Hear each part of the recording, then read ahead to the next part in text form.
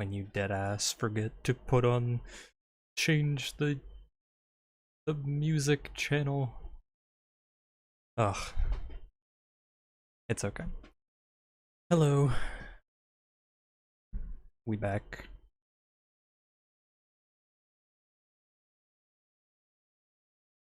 Hope everybody had a good few days.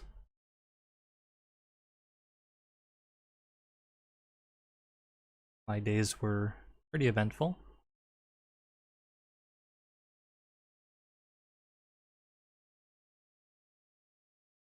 We are playing Genshin today. So the events continue.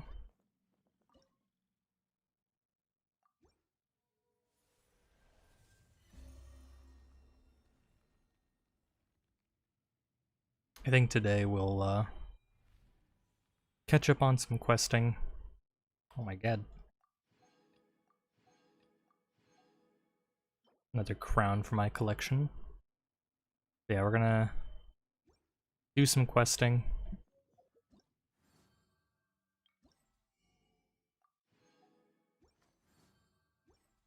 And yeah. I wish for good luck.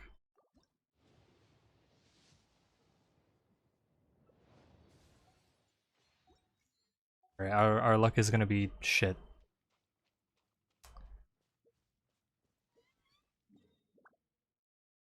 I think first off we're gonna do some basic grinding just to kind of let people trickle in,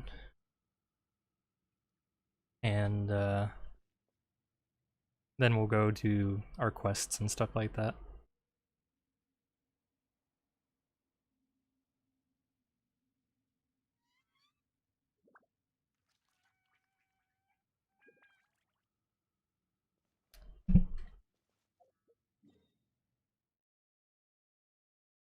So let's go. Oh yeah, we have daily commissions. I just completely forgot that daily commissions are a thing.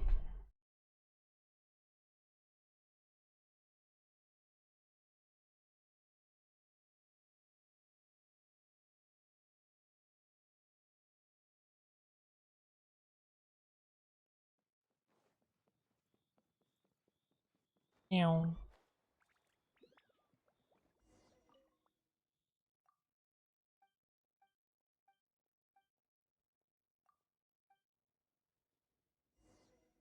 Just gonna turn the music up a little bit. There we go.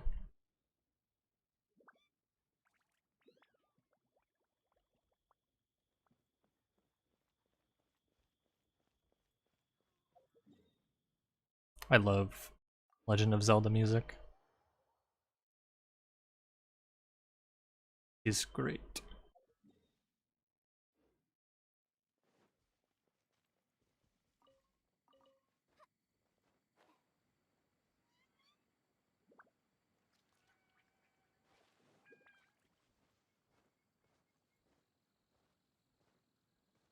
See, if I actually owned a copy of Legend of Zelda, like the older ones for, I think it was the Nintendo 64, I would totally stream that.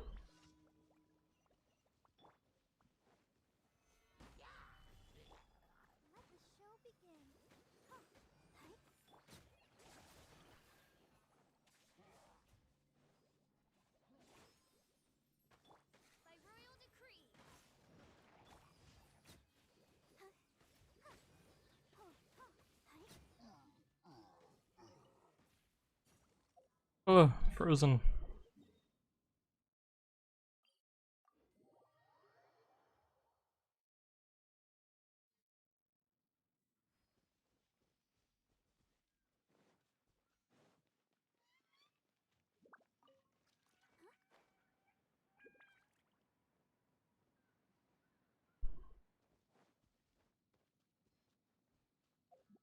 Okay, where is this again?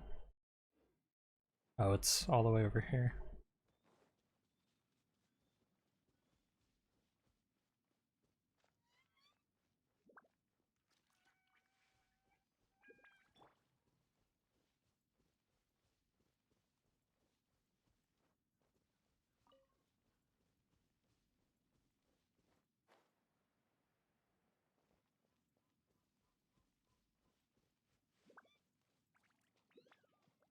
Hello.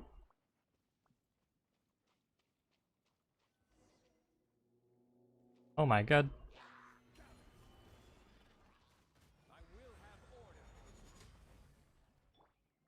I disintegrated them.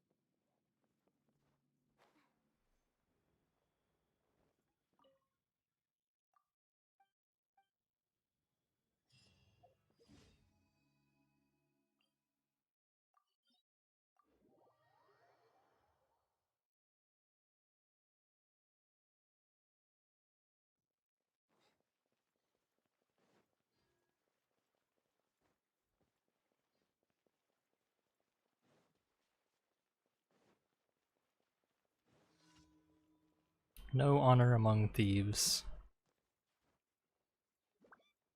Among us.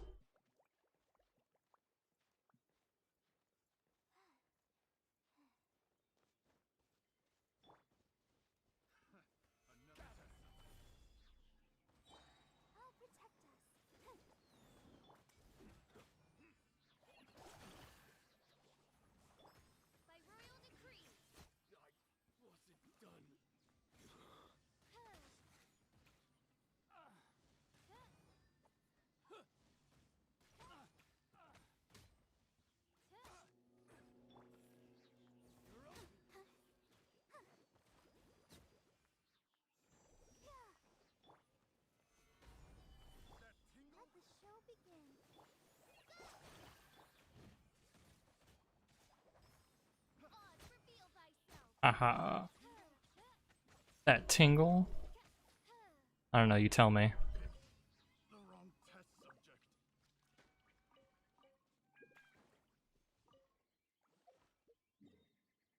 Alright.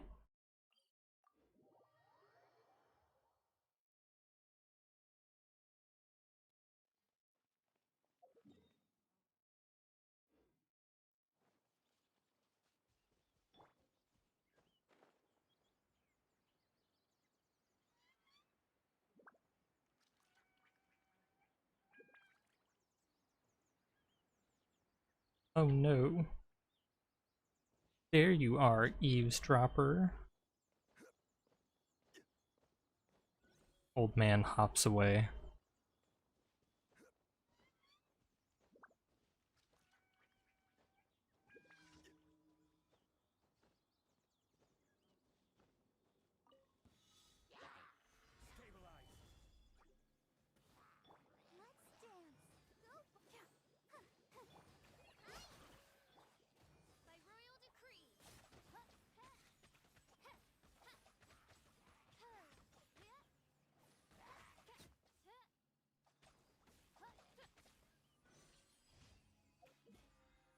Daily commissions are done.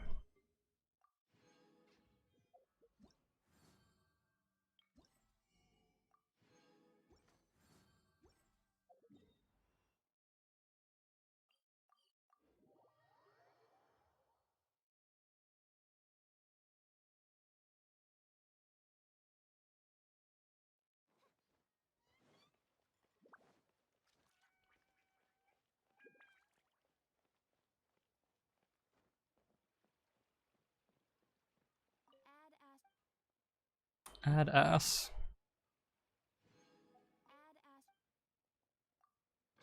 Add ass.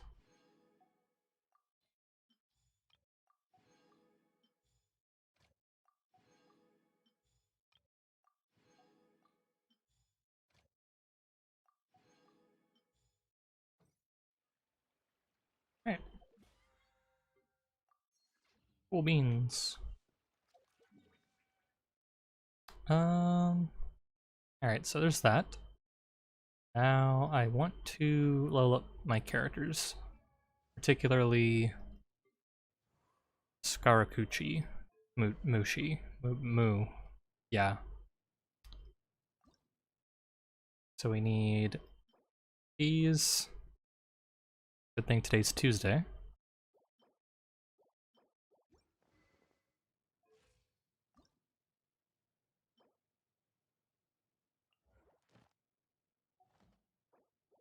Um.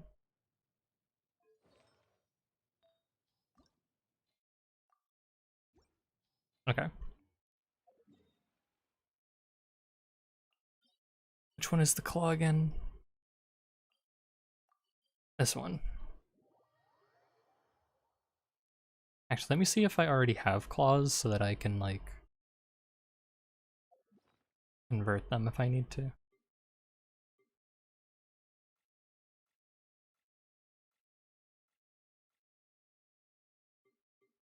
Oh, here they are.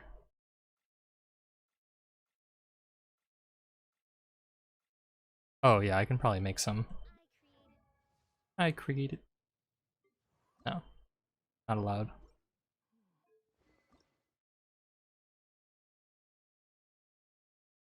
I need 4.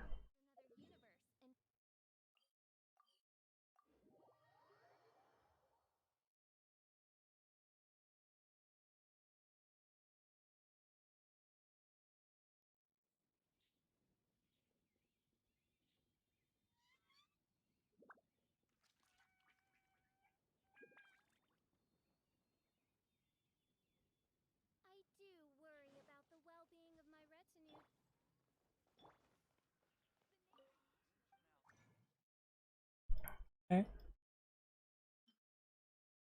2, 3, E. Right? And then... Oh, wrong one.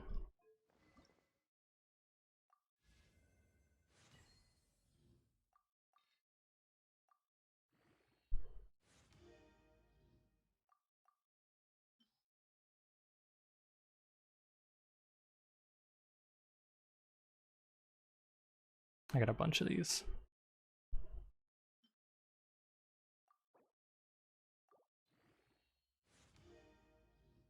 Boom. My crit rate is pretty bad though. Need to like get replacement artifacts. I think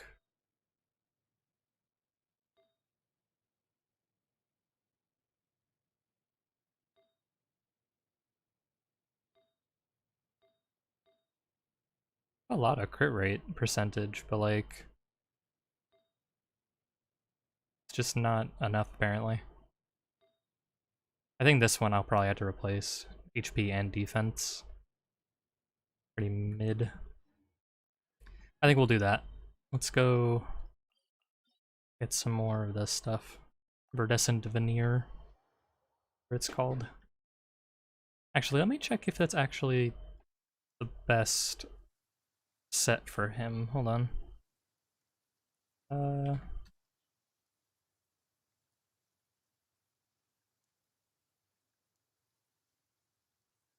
So I got him like right when it came out, so his build, he didn't really have like a specific set ready. Um,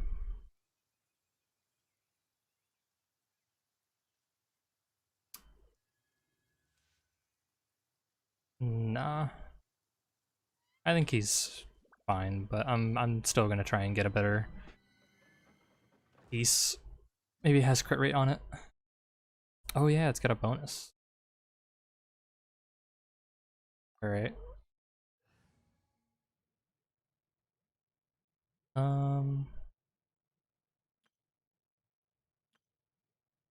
I don't know what the recommended for this one is.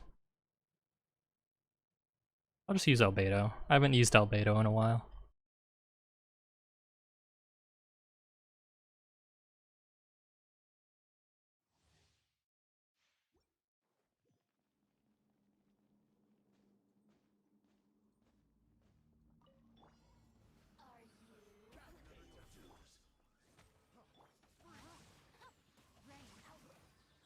Oh.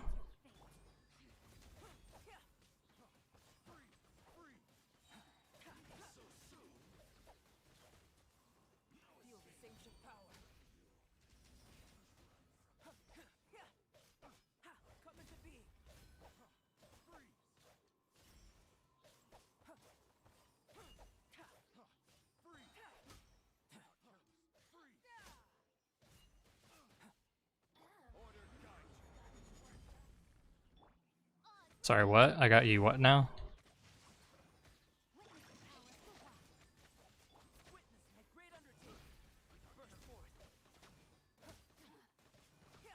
Get out of here.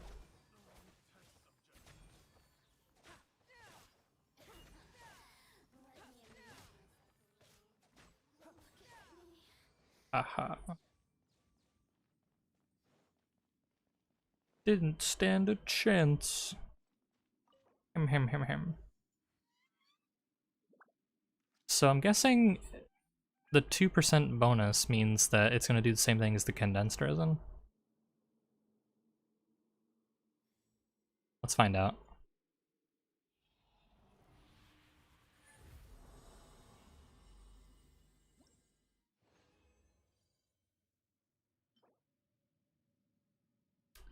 Yeah, it's pretty shit. Oh, bruh. Why? Why this one? I hate how this works. Alright, we go again. Me just reminding myself why I don't play this anymore.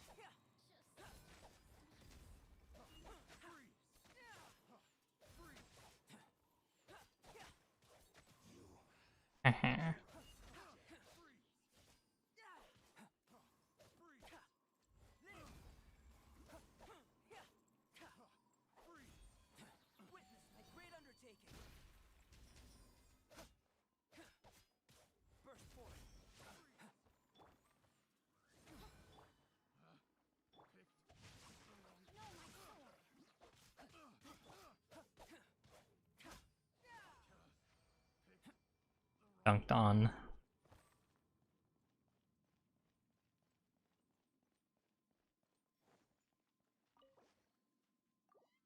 Will this be any better? Please, sir. May I have a crumb? A crumb! Please!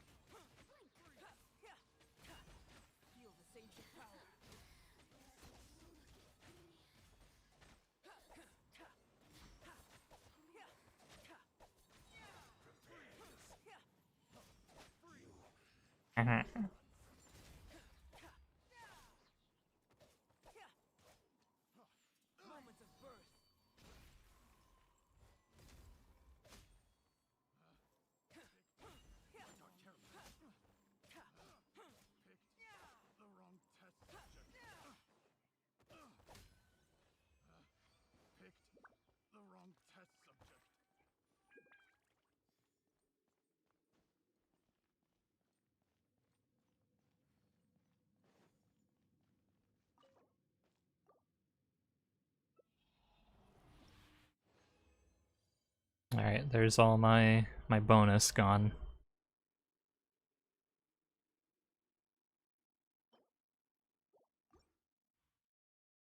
Lame. Artifacts are lame.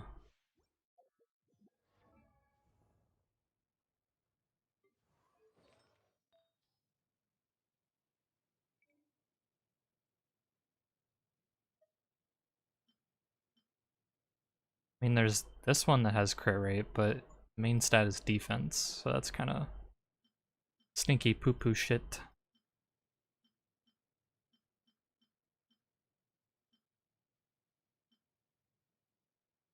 There is this one.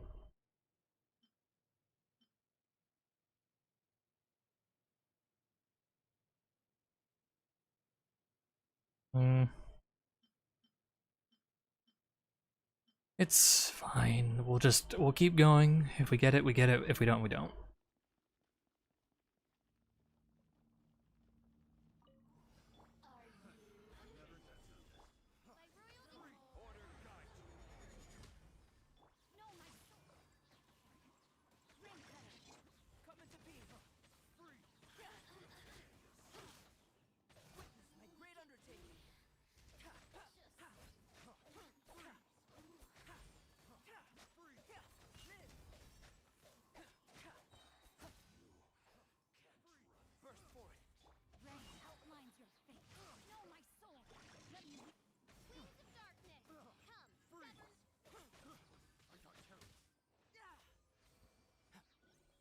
Bro, I am speed.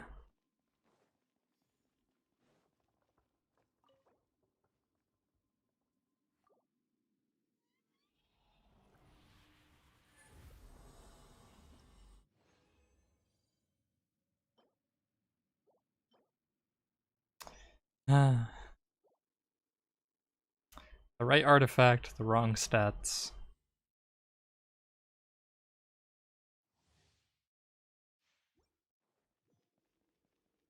I'm about to lose my marbles!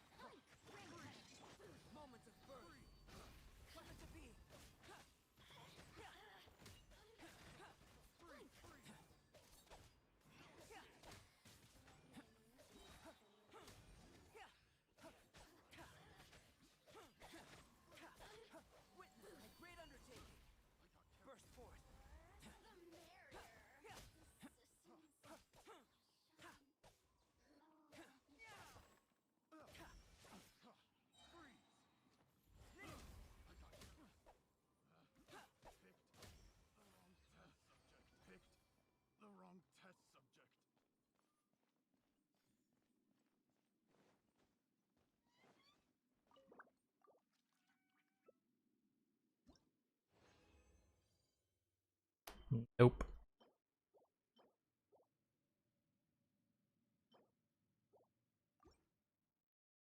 Three more. Will we get the artifact we need? Or will I get trolled, like usual?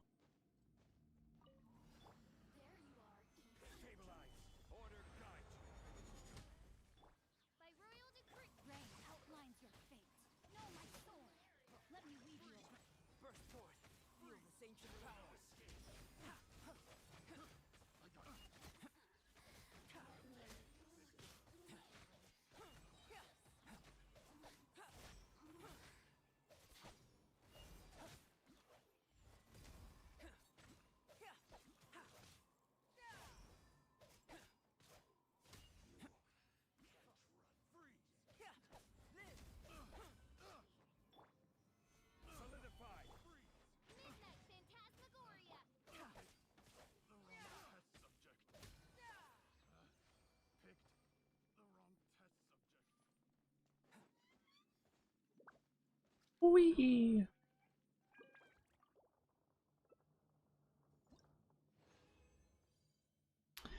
Please.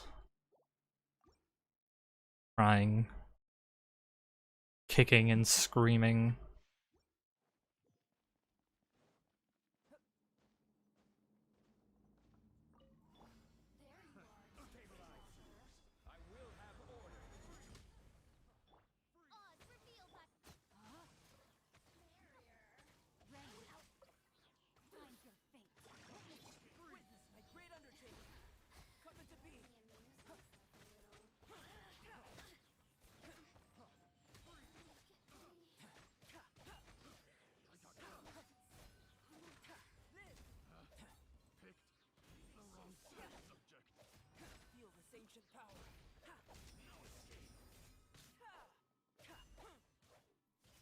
kick your ass!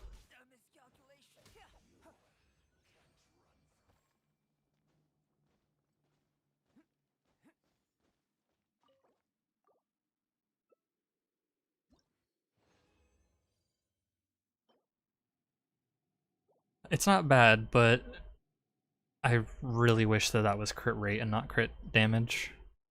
Ooh, this is also good. Hold on. Hold on, let him cook. Artifacts.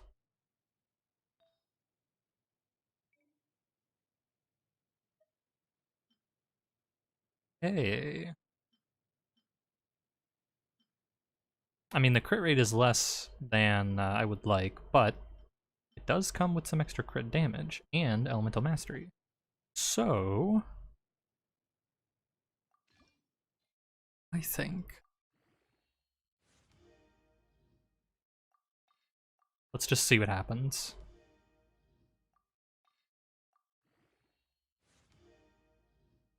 Elemental mastery, alright.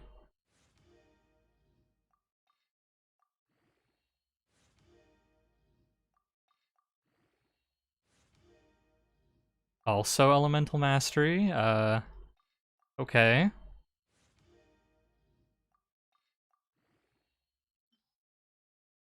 Hold on, I got some...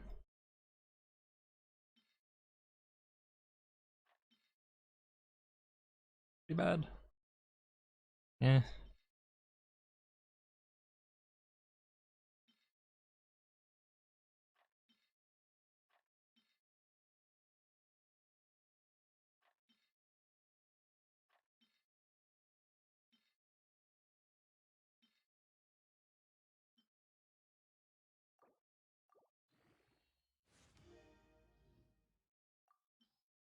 Alright, last chance.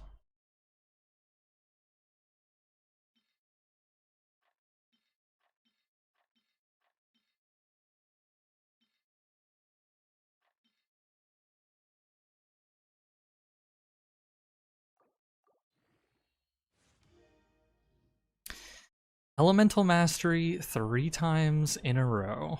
That is insane. I love this game. I am so glad that I came back to play it again.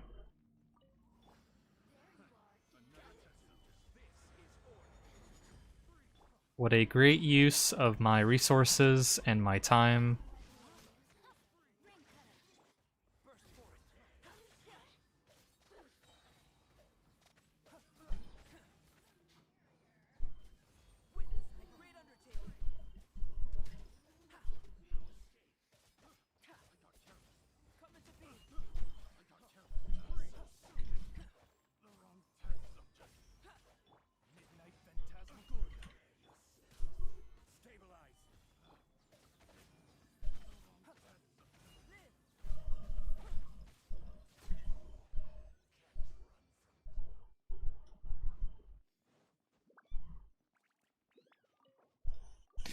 Alright. Wow! Wow! What is this shit? This is actually crazy. Alright. I'm really glad I spent my time doing that.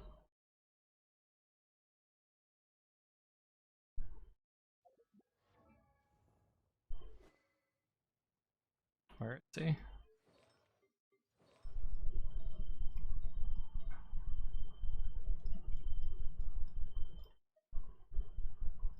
The idea was to get more crit rate, not less crit rate. Alright. That was not worth it in the slightest. Let's just get into the quests. We'll do the Archon quest, since I need that in order to progress everything else.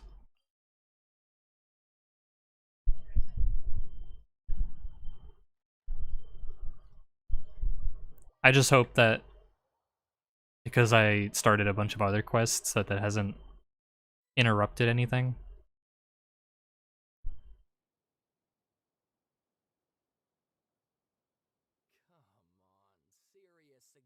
directions, please. I'm not trying to write a thriller here. It's supposed to be an essay, you understand? An essay. That means facts and logic. Well, if it's facts and logic you're after, you shot yourself in the foot with your choice of research topic, didn't you? The Tatara Suna mystery. When so much remains unexplained, there's little to be objective about. Unless, of course, you restrict yourself to textual criticism. This is my teacher's area of research. I can't change that. But it's fascinating enough without having to sensationalize it, don't you think? The strange location, the missing details, a mysterious person. I want to write my essay on something interesting, and I'm interested in getting to the bottom of all this. That's the only reason I came to you. Yes, you came to me, so all the more reason to take my advice. The fact is, it's the dramatization that will make people want to read it. There's no getting around that. Okay, but... Oh no.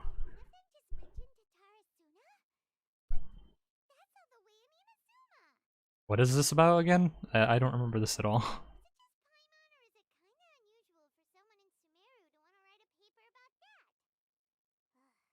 Everyone here is just going about their business. Maybe it really is just Paimon. Guess people here are free to research pretty much anything. Great! Let's go find out what this Tatara Suna mystery is all about. Yes, please. I have forgotten everything.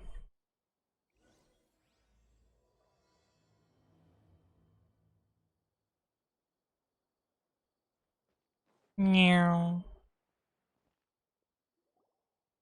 Alright, I guess I'll go with my textual criticism and your editorial direction for the first draft. I have a feeling that the missing Kabuki Mono will end up being the main focus of this paper. Oh, what now? If only we knew where to find that traveler. From what they say about her, this seems like the kind of thing she'd know about. Good for me. Oh, you're the traveler, you say? Hey, what's with that face? Don't believe us? No, of course I believe you. Actually, I first heard about your great exploits when I was still in Inazuma. This is my first time coming face to face with you and your mysterious silver-haired companion. I couldn't believe my luck, and out of force of habit, I started, examining the evidence. Sorry. Why is he Australian? So what? For the love of... Sorry, we don't get out much, so our social skills are kinda lacking. Okay. Traveler, I hear you've helped many people a great deal and been... Actually, I didn't mean to skip that. either. In fact, we only came over here because we heard you talking about it and wanted to learn more. I see. My teacher chose this area of research as a personal challenge. He said it's difficult to get into because even Inazumans don't know much about Tatara Suna's past. But who'd have thought that... If you don't mind, I'd love to show you all my outline for the book I'm writing about Tatara Suna. Hold on, Sawada. Don't you think that's a bit of a deep dive for a first read? Well, fair point. In that case, please ease yourselves in gently by taking a look at Akaba's latest essay draft. Let me give you some background. This all started with the discovery of some records in Tatara Suna. The writings mentioned someone by the name of Mikoshi Nagamasa, who crafted a fine blade. Okay, hold on. I gotta look up that location because I have completely forgotten what that is.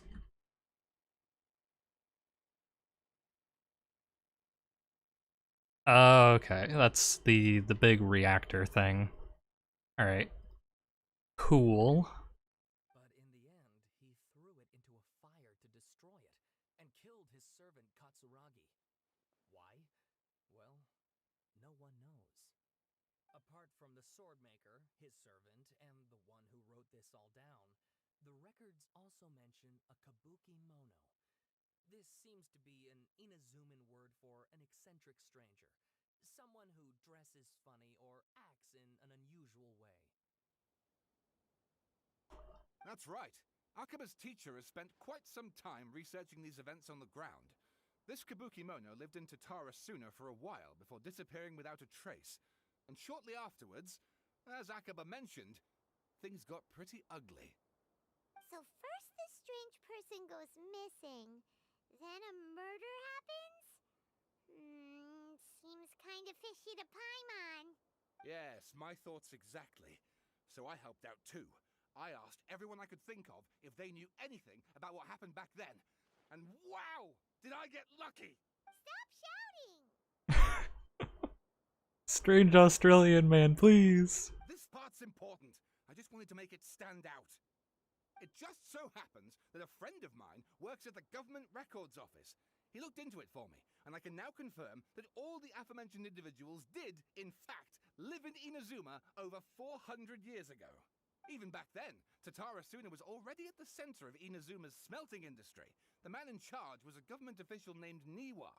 Curiously enough, it seems like he went missing too. Could it be? Wait, so there are two missing people in this story now? What? That's right! What's more, Niwa is a name with a lot of history to it. Have you ever heard of the great swordsmith clans of Inazuma? Oh, the swordsmiths? Yeah, like Ishin art and so on? Wow, yes. You really know your stuff. That makes things easier. So basically, this Niwa was a distant relative of the Kaidahara clan, the last practitioners of Ishin art. Something then seems to have happened in the Kaidahara clan, leading to their downfall. I don't know the details, but taken in light of everything else going on around that time, it makes you wonder whether it's all connected somehow. I remember very vaguely the whole, like, Kaidahara questline and shit. I still don't know what's happening. The Kaidahara clan? Sawada, you left out the biggest detail of all. There's more? But wait, there's more. Oh, yes, of course. How could I forget?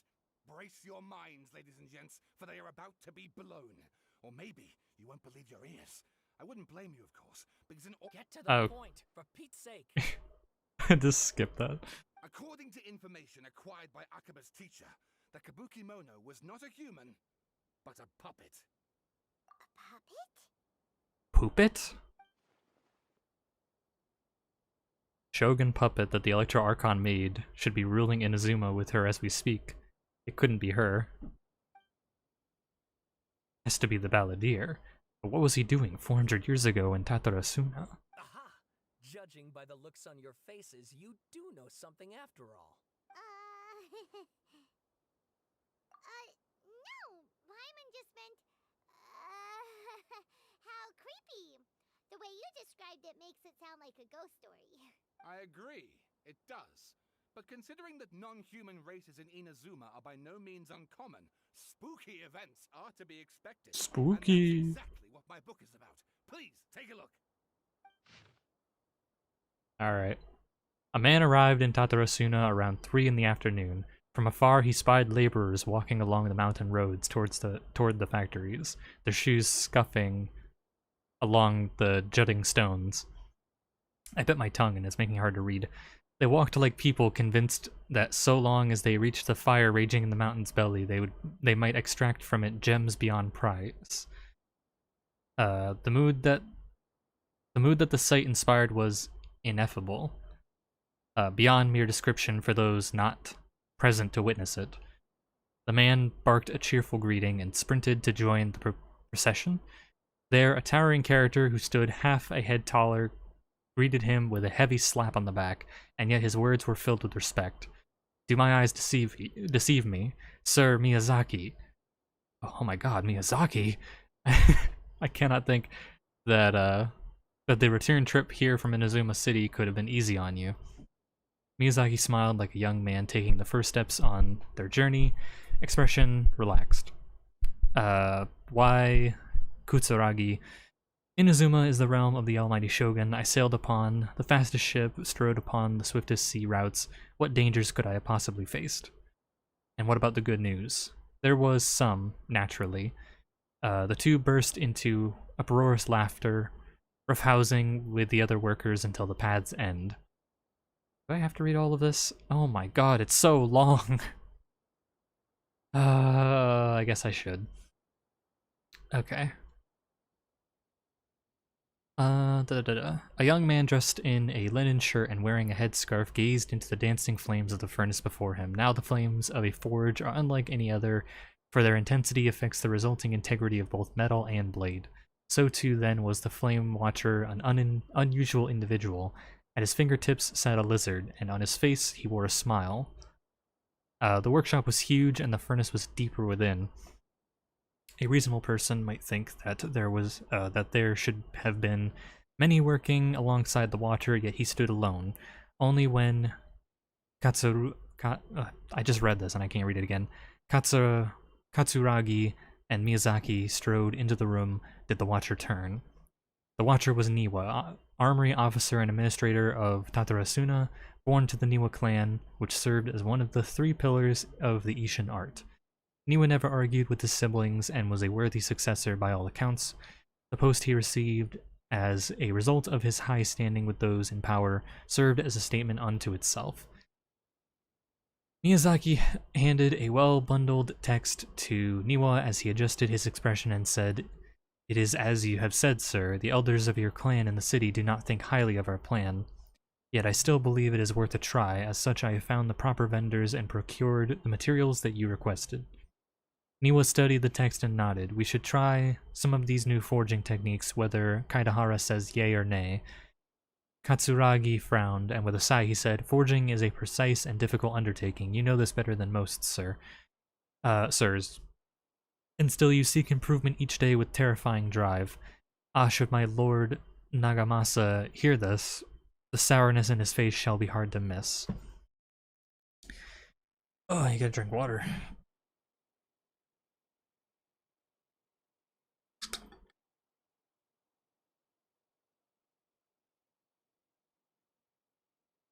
Oh my god.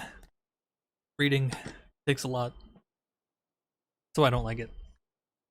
Niwa smiled, replying, "And how does the forging of your lord's great blade? Or how goes the forging of your lord's great blade, Katsuragi?" Katsuragi neither wanted to shame his master nor lie to his 2 friends, and yet he could not think of any way to deflect, and so groused, "I see your ears are as keen as your hands, Sir Niwa. The jokes of us unlearned men are as nothing before you." Miyazaki hid his grin upon hearing this.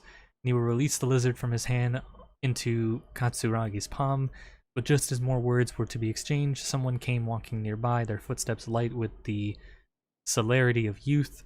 The head that peeked in was round and light in the light of the fires, looked like an oiled jewel. Man, this boy's sweating. The young man placed some boxed food at the side, and nodding, he prepared to leave. Katsuragi called out after him, "What about your share? Aren't you going to eat it?" The young man, upon hearing those words, found himself slightly at a loss. After a while he answered, "Very well, I'll try it.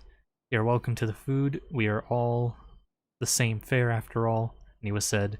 The man nodded and left, seemingly deep in thought. The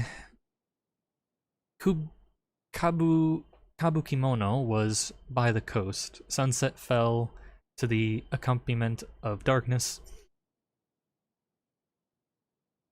Burp. The bands of twilight showed themselves not, for in their place did thunderclouds roll, grumbling the omens of a coming rainstorm.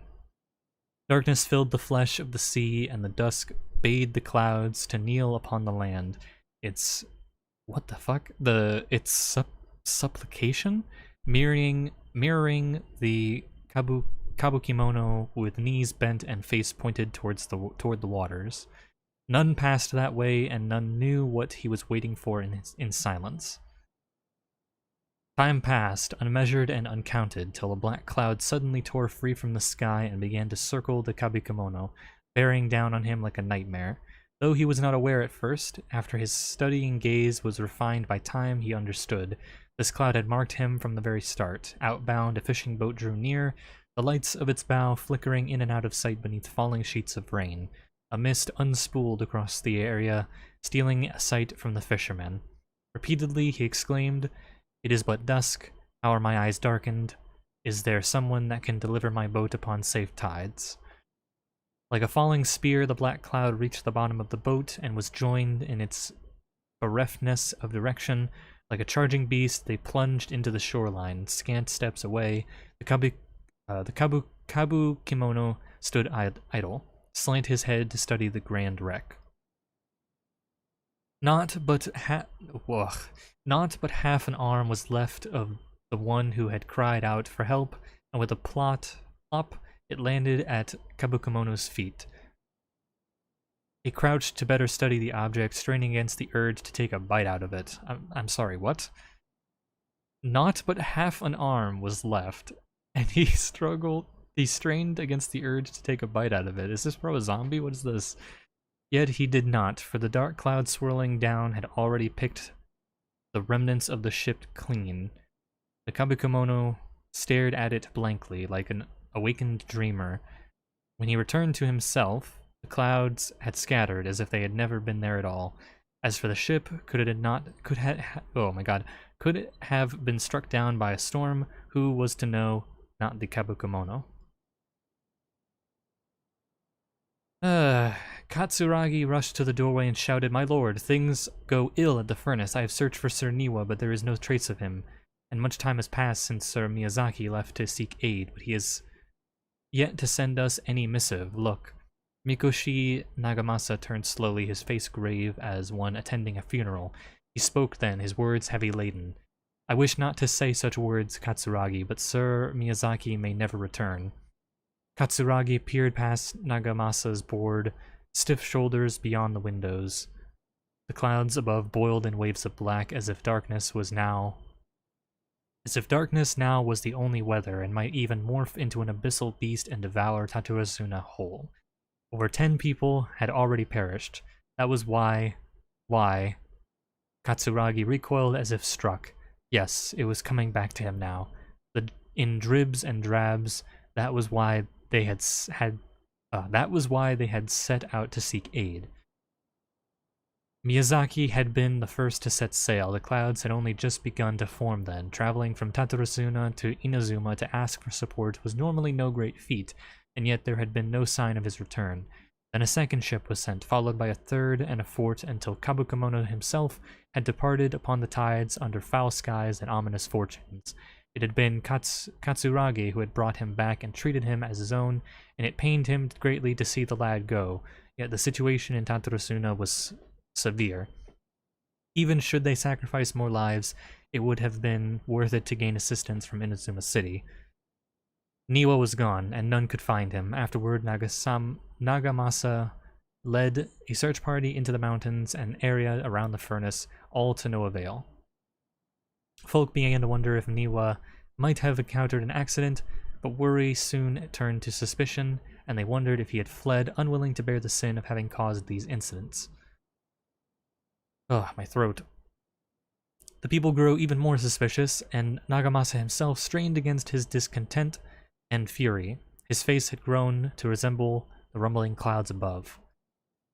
Suddenly a figure flashed by. Their presence did not go unnoticed by Nagamasa. He drew his blade and cut through, though he only nicked the silken veil the intruder wore.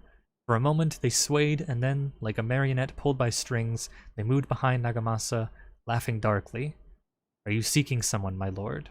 Niwa, perhaps?" Nagamasa bellowed in fury. "You dare address Sir Niwa directly?" Yet the figure parted like mist before his falling blade, only to rematerialize beyond reach, but not beyond sight. A ghastly apparition indeed. "Was it you who slew my people?" Nagamasa howled and charged, held back only by Katsuragi's desperate grip. As his senses returned to him, he realized he was but an inch away from falling into the furnace. Seems like the rest of the work remains unfinished. From the existing text, however, it is apparent that this is a novel of fantastical, colorful sensibilities born from an imagination well utilized. The Isle of Darkling Clouds. Bro, this description already could be like a game in and of itself. Oh, and please read my essay draft as well. Oh my god, more reading! Please, for the love of God! I don't want to read anymore. Fine. This text belongs to a series of works sponsored by... Okay, whatever. Abstract. The Tataruzuna area has always been a major pillar of Inazuma's smithing industry. 2 incidents have occurred here, and the details behind the first are vague at best. I believe, however, that there might be a hidden history behind the events that have transpired. Hence, this paper will attempt to analyze what may have unfolded from the available data. Glossary, whatever. This paper continues and expands the work of my mentor, Mr. Rumi, in his report on the happily hidden tales of Tatarasuna, and is intended to further this avenue of research. According to the data, the blade forging techniques of Inazuma were originally handed down from the Electro Archon, also known as the Raiden Shogun. The almighty Raiden. Using the arts they inherited from their Archon, the people of Inazuma devoted themselves to the process of forging. However, strange rumors that did not quite fit the steely nature of metalwork yet linger around Tatarasuna, which was a central pillar of the forging industry. There, the Mikoshi and Niwa clans, along with the eccentric puppet, serve as the 3 windows of insight we need to investigate the truth behind what happened. Strange notes from the Tatarasuna area, their contents are as followed. Perhaps I overstep, but I think that Sir Nagamasa's mood grows better when he forges blades. The obsession to cleanse the strain of the name Mikoshi must eat at him. Also, Sir Katsuragi discovered a nameless eccentric while patrolling around Nazuchi Beach. The inspector bought a certain number of jade steel ingots. Sir Katsuragi discussed matters of smithing deeply into the night with the vice armory officer. We at last made a single nagamaki. We call it the Daitatarara Nagamasa. The inspector was in high spirits, and he and the vice armory officer.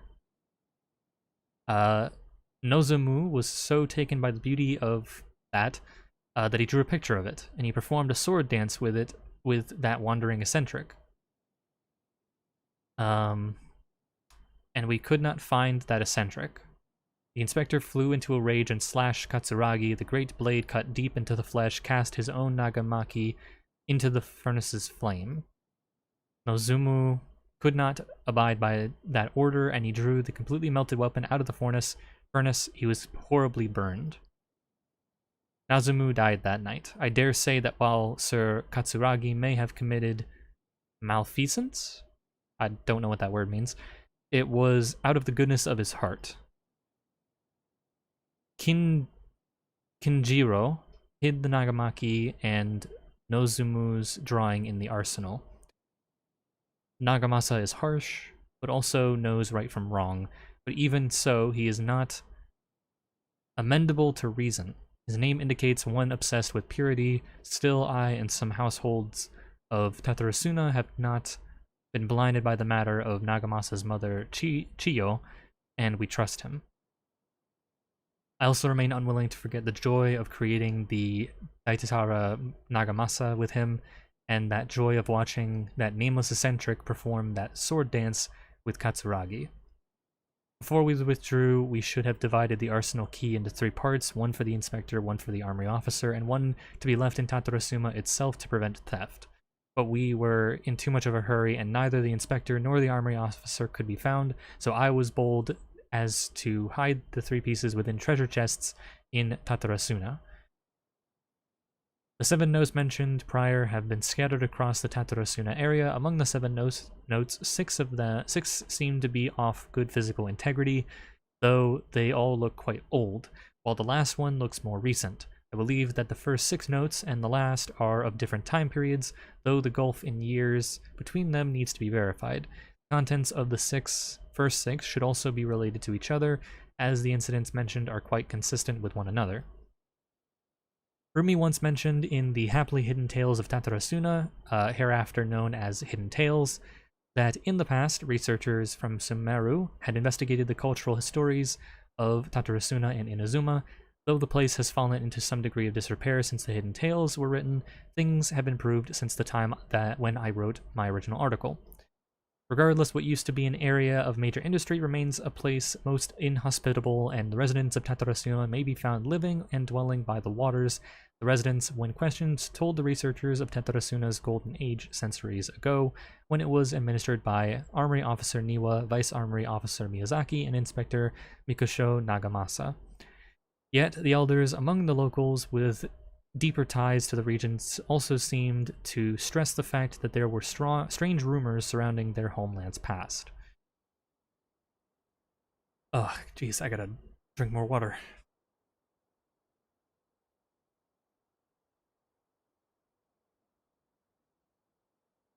Ugh.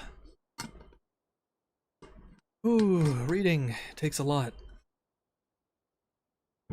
We haven't even started the quest yet, and I'm already out of breath. A great many of these rumors revolved around the yokai, who are so very characteristic of Inazuma's folk histories. A very small number, however, mentioned the word puppet. It should be known that puppets are neither traditional nor common yokai in Inazuma. This fact drew the attention of the researchers to delve further, and eventually the following piece of information came to light. A puppet did once appear in Tatarasuna. Its visage was elegant, its apparel impeccable, and the way it dressed hid all the joint lines on its body. If no one were to mention that it was indeed a puppet, it would be hard to tell at all. Additionally, this puppet seemed to possess special joint lines that would fade with time, potentially even disappearing altogether, which would perhaps eventually make the puppet seem entirely human. The name of the puppet was known to almost none. Some folk claimed to have spotted it appearing around Tatarasuna, while others mentioned encountering it in the central regions of the area. Some even claimed that it would frequent the beach, tales spread of it standing beside the sea and gazing across the waters towards Inazuma City. What it was that the puppet was gazing at remains a mystery. I can probably take a guess that it was staring at, like, the Raiden Shogun's palace. But anyway, as mentioned earlier, the 6 notes all document a certain nameless eccentric, and the eccentric, which can also be read as kabu kimono, is usually used in Inazuma to refer to a figure who dresses or behaves in a peculiar manner. It is understandable, therefore, why this character would have left such an impression. Should the people of Tatarasuna indeed have a puppet in their midst, incurring mass panic, a good possibility considering the coexistence between yokai and humans in Inazuma at large, then the puppet would have very likely become a local resident. What is less well known is if the kabu kimono was just another title for this puppet, perhaps because it was a uniquely dressed to distract attention from its more special characteristics. A workable theory, but one that still lacks enough evidence to support it. Still, it can be retained as an analytical lens of sorts.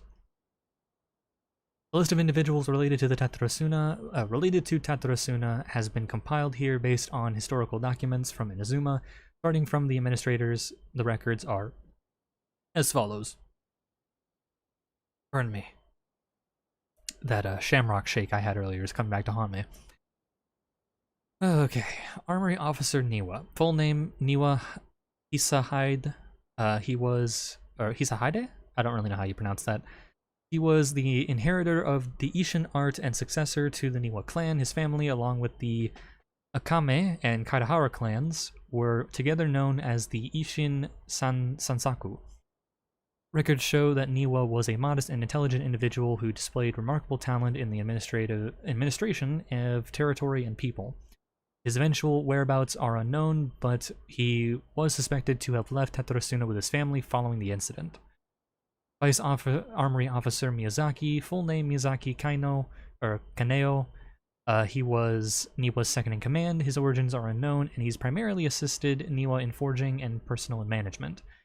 He was of affable temperament, and he had many friends in the region, including one Mikoshi Nagamasa. Inspector Nagamasa, the successor of the Mikoshi clan, adopted son to Oni warrior Mikoshi Chiyo, and the younger adopted brother to Mikoshi Michihiro, also known as Iwakura the successor, whatever. With his mother missing and abandoned by his brother, Nagamasa alone bore the family name, striving daily to wipe the shame from their history. Though records state that Mikoshi Nagamasa was a stubborn figure, he was also noted as a person of moral virtue and integrity. It was It has been noted in various records that he practiced forging swords for self-cultivation and specially requested special instruction from Miyazaki to further his capabilities. However, after the famous blade Daita Tarara... what the... Why can't I read? Daita Tara... that was forged, he used it to slay his subordinate Katsuragi for reasons unknown at present. If I remember what a little I was able to gather from the last Kaidahara questline, I might know the reason for this, because the sword was possessed or whatever, but I don't know. Subordinate Katsuragi. Katsuragi's full name and background remain unknown. Despite all the materials I have sorted through, I have yet to find any more additional personal information regarding him. As one of Mikoshi Nagamasa's subordinates, he was a loyal warrior who had been saved by Nagamasa in his youth. From then on, he swore to stick by his lord through thick and thin, and to give his life in service if it was but asked of him. Kabu Kimono. Full name unknown, background unknown. From the many resources I've compiled, combined with Rumi's personal observations, this character might not have been the puppet mentioned in the rumors. The Kabu Kimono was a figure of fashionable grace and gentleness. According to the hidden tales, he was brought back to Tatsurasuna by Katsuragi and became a member of the community. When the Kabu Kimono first arrived in Tatsurasuna, he knew nothing of cleaning, cooking, or any work of meticulous nature. The locals taught him their skills over time, showing him how to clean his attire, dance, and craft small trinkets. Records state that the Kabu Kimono was there when the whatever sword was forged, though his trail ends before Mikoshi Nagamasa slew Katsuragi. I believe that the Kabu Kimono was indeed the aforementioned puppet, and that he is quite likely had a hand in Katsuragi's death. Unfinished. One thing is for sure, though, a lot of thought was put into it. Sawada was encouraging me to follow his more creative approach, but I think essays should be grounded in facts. I don't think explaining everything away with mysterious forces will cut it. Oh, how about if I plug the holes in Sawada's narrative with political intrigue? Like, I could put a turf war between rival factions at the center of the whole series of events. Wait, you're allowed to just make stuff up? Pretty sure you've gone from essay to guessay there. Akaba, look. Your teacher has researched this extensively. I've reached out to everyone I could think of. Whatever information we have now is all that there is to know. This is as much detail as you're ever going to get. Besides, if there really was a political power struggle going on at anything like the level you seem to be suggesting, what hope would we ever have of finding out the truth? Good point. Okay, back to the drawing board, I guess. Oh no, politics. We can't have that. Not on Twitch. I need to find a new angle on this. We have some other stuff to do, so we'll have to say goodbye for now. Good luck with your essay. All right, thank you. If you find out any more info about all this, please do let me know. Thanks so much. Alright, we're not gonna do that. It's a secret. Hey, so that thing they were talking about, it has to do with the balladeer, doesn't it? Yes, ma'am. Then, even if we did know something about it, we probably couldn't share it with them, huh? Nope. After all, we kicked his butt and got him locked up. Information about people like that is usually super confidential, isn't it? If you ask Paimon, Akaba should just pick a different topic. There must be as many essay topics as there are trees in the forest. There's no point in... Oh. Oh no, it's him. Did you see that? He literally just went by, over there. It looked like... It's him. The one. The only. Here! No, it can't have been. He got locked up. Oh, quick, let's catch up and see. Gotta go fast. Come here, puppet boy.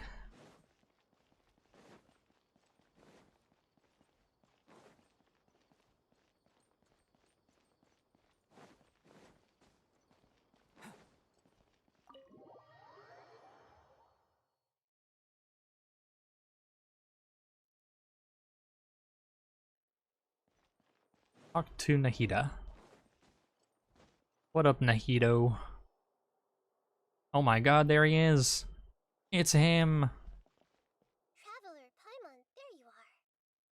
What's good? Nahida, bad news. We just saw the balladeer strolling around in public. Did he escape or... Ah! It's him! Sure enough, you're here. Hey! What are you doing in the sanctuary of Surasthana? Aren't you supposed to be locked up? I know you must have a lot of questions. Please, allow me to explain. It was my idea to set the balladeer free. We made a deal, and he's gonna do some investigation in Irminsul for me. A deal? Huh. You sure you trust this guy? What did you expect? Why do you think Sumeru would keep me around otherwise? Or maybe killing me is all you can think about. But if that's the case, why haven't you done it already? Don't flatter yourself. It was... Nahida said there's still some mysteries in you to figure out. Ah, so if it were up to you, you'd finish the job? Guess I had you all wrong. There I was thinking you were just getting cold feet. Smart ass. Well, that escalated quickly. Not a good start. Could I ask you all to please calm down? Yeah, calm down, Sasuke. Paimon's worried. I'm not gonna ask you to come back to the village. Don't let him trick you. It's not every day you see people questioning the God of Wisdom's judgment. Just when you think you've seen it all. Don't you dare try to drive a wedge between us! As long as the terms are reasonable, I don't think there's a problem in making a deal. Even with the balladeer. Alright, fair enough. Well, Not gonna question it. one have no reason to doubt you, considering you even struck a deal with the doctor. Yes, one in which I gained valuable information. You'll come to understand more about that in the fullness of time. Oh yeah, didn't he mention like the fake sky theory or something like that? The balladeer's power was all but completely spent after your battle. He's no Why longer is the strong enough to text be a like strategic shaking? threat to us. That puts him in quite a precarious position.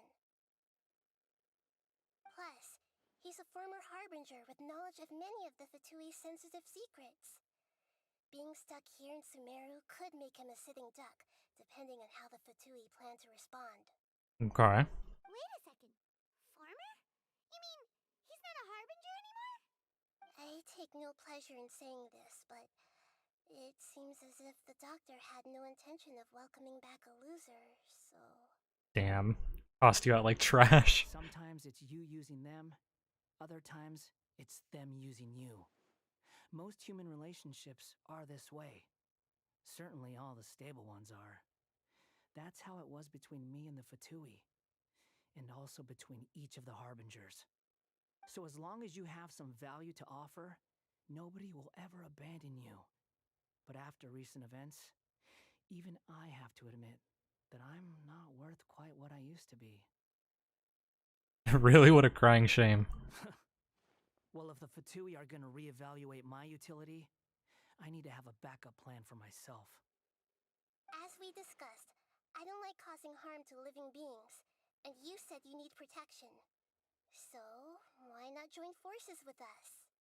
I think these two have made their objection to that idea fairly clear, don't you? And they're your friends, so I guess you'll be siding with them. Yeah, obviously! Nahida, don't listen to him! Can I get a say? Then let's put that discussion to the side for now. We still have time. Today can be a trial run. Where we go from here will depend on how well we manage to cooperate today. Yeah, it's like a friendship test. Alright, then I'll do what we agreed. Good. Go now, and keep in touch. Nahida! Yes, Mom. Are you serious about this? Yes. I have my reasons for this decision. In fact, I'm largely doing it for your benefit. Yes. As I told you once before, there's information about your twin in Irminsul. Oh yeah, I remember that. Oh, yeah. Actually, that's the whole reason we came to see you today. So, you have an update on that? Mm-hmm. You may remember me mentioning mentioning that the Fatui had not included your twin's details in the Descender category. This is an extremely important point. It's possible that the Fatui have other information that even I don't know about. And since the Balladeer used to be one of them, he'll be better acquainted with this information than I am. Okay. He was granted the power to connect with Irminsul when he almost became the god of a new era. Even though he no longer has the Gnosis, some traces of its power remain in him. He can still connect. Ooh. The amount of information in Irminsul is vast beyond description. Sifting through all of it without knowing what to look for would take too long, even for me. It's like scrolling through a drive on your computer, but you renamed all the files and now you don't know what anything is. So I asked the Balladeer to search in Irminsul for any information about the Descenders. He's more familiar with this kind of information and should be able to find it more quickly. Exactly! Or what if... Paimon just doesn't trust him! He's treated us as enemies every time we've run into him! I understand. But sometimes, everything is dictated by which side you're on. How things will go in the future depends on what information he brings back.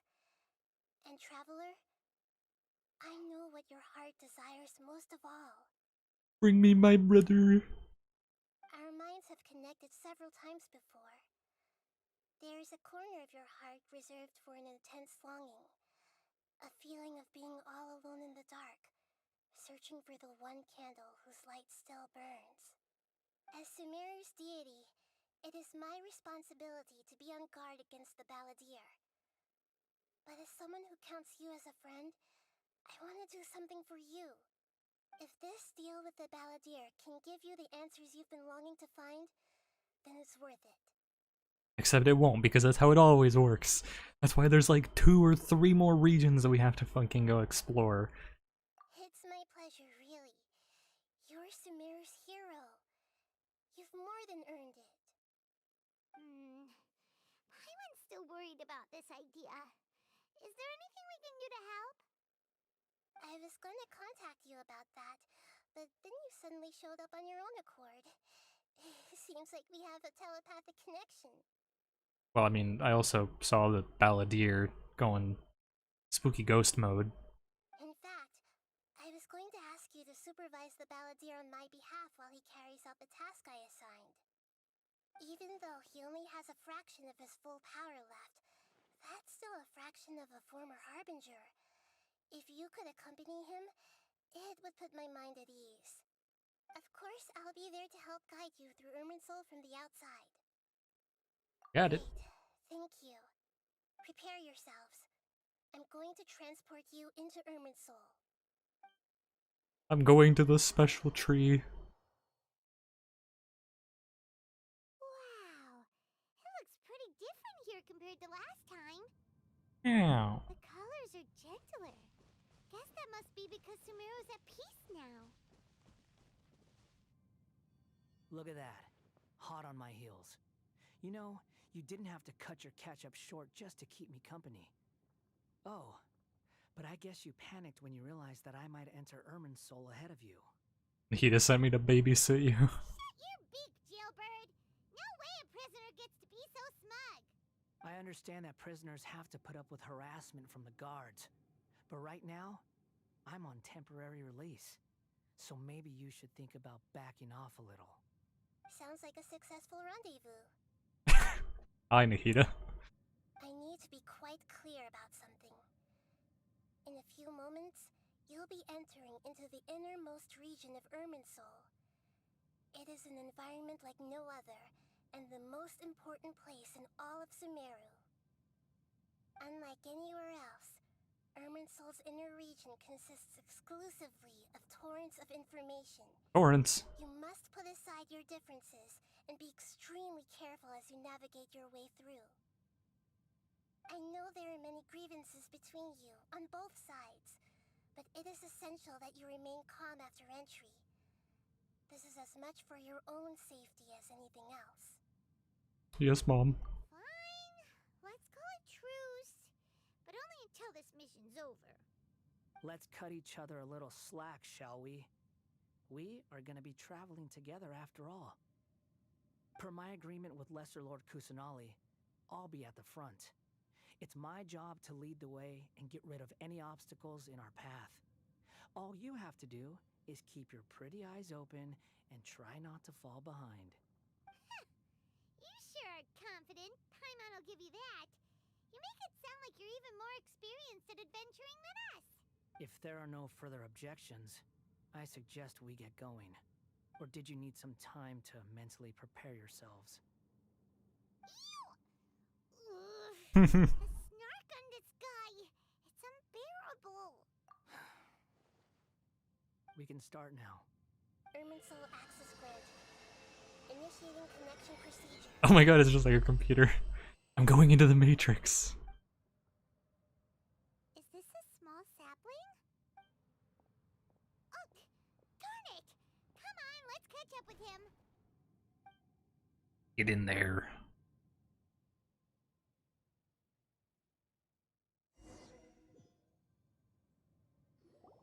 Wow. So this is the inside of Erminsoul. Ooh. Whoa. Paimon's never seen anything like this. Bro, what is this? Feels like a sacred place. I'm literally in the Matrix right now.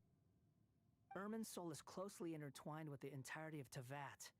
Every bit of information flowing here means something. Pick your jaws up off the floor. It's time to go.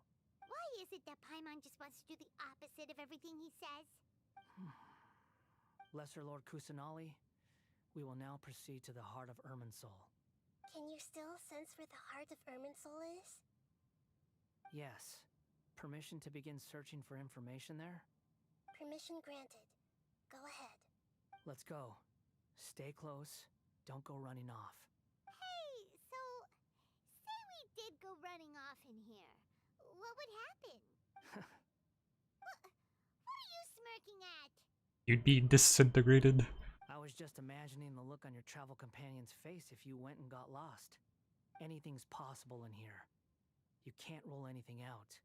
So if you want to stay safe, your best option is to stick close to me. Alright. Follow the balladeer. Yo, a tree. I want to touch it. May I? These sapling things have spread out. Those are all packets of information from inside Erminsoul. Packets? Be careful not to touch them. Oh, not to touch them?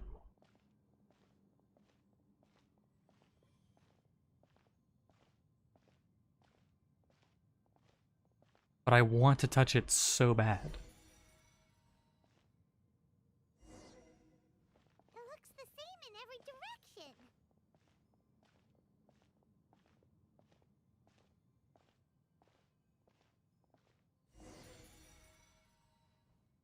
No wonder he mentioned about getting lost. Huh. What do you know? He was actually telling the truth. His tone's changed, so I believe him a lot more. Is he mocking me again? What is it this time? There's a time and a place to lie, but this definitely isn't it. So why don't you relax your guard a little?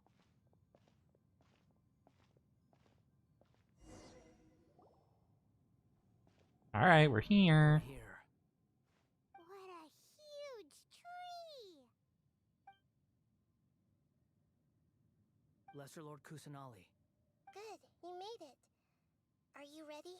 No. Ready when you are. Then please begin. Preparing to access cognitive currents. Establishing waypoint. The balladier's actually doing what Nahida tells him. Guess he must want to stay alive.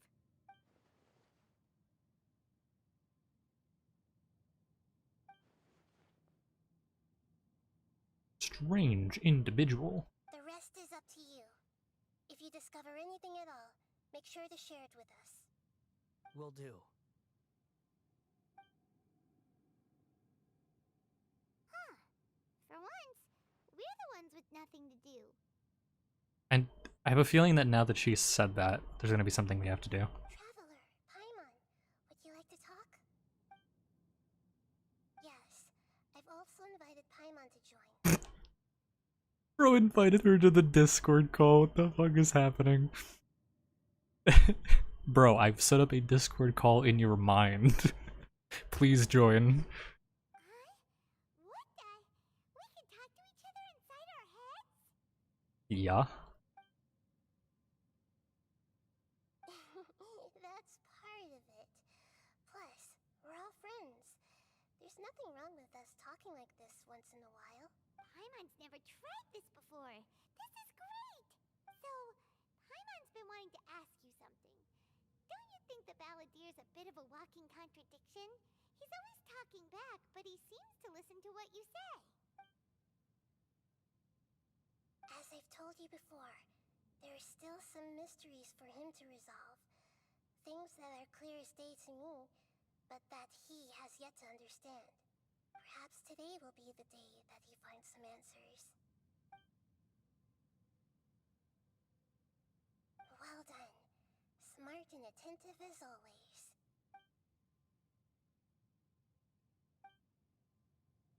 Relay what you saw. Da, da, da, da. Oh yeah, I remember that. So, you made contact with that part of his mind. Well, it's true. Betrayal turned the Balladeer into the person he is today. Why he has this giant cloak thing, veil on his back. Prevent the knife from hitting him. Huh. Paimon thought nothing could get under that guy's skin. Turns out, he can get hurt and angry just like anyone else. No, really? Everyone has a history, Paimon. Even if you're a puppet created by the Electro Archon. Speaking of puppets, we ran into two people at the Academia today talking about an essay. Turns out their topic was about the Tatarasuna incident. Nahida, do you know anything about that? If you mean the mysterious events, the Kabuki Mono and so on, yes. I know about all of that. Really? Because from what they were saying, it sounded like lots of Tatarasuna's history is still unexplained. And most of the information we have now is just from people filling the gaps with their imagination. At least that's what they thought. Oh? How interesting. Those two managed to deduce quite a lot through guesswork alone. So the Gese got it right? Well, they guessed right about one thing. Tatarasuna was sabotaged. Must be a riveting conversation you three are having. Funny how all the good ones happen when I'm not involved. What makes you think we're talking to each other? Oh. Don't insult me. You're having a private conversation without me. Obviously, I must be the topic of said conversation. Of course you do. You can't have your prisoner knowing too much. So, have you found anything yet? Still looking. Don't get your hopes up, though. You and your twin come from outside this world. It wouldn't surprise me if there was nothing on either of you in Irminsul at all. Wait! How did you know about that? Did Nahida tell you? It's not like we've never met before. And anyway, you're world famous. It'd be more surprising if I didn't know a few things about you. Right now, we have to keep the peace. I'm not interested in creating more misery for myself. And making cordial conversation is something I can manage. Huh? Wait. Oh. Oh my god, a tree. This light. It looks similar to those saplings. What could it be? Anonymous data. Anonymous data? Anonymous? Oh my god, they're hacking. They're hacking the mainframe. Hey, don't you forget the agreement. You have to share it with us. Shh. Just wait. Tree. Mr. Niwa, are you certain this is worth the risk? We are talking about Tatarasuna's furnace, after all. It may not pay to act rashly. There's no one else who can enter the furnace. It has to be me. Is that so? Well, since you insist. It's...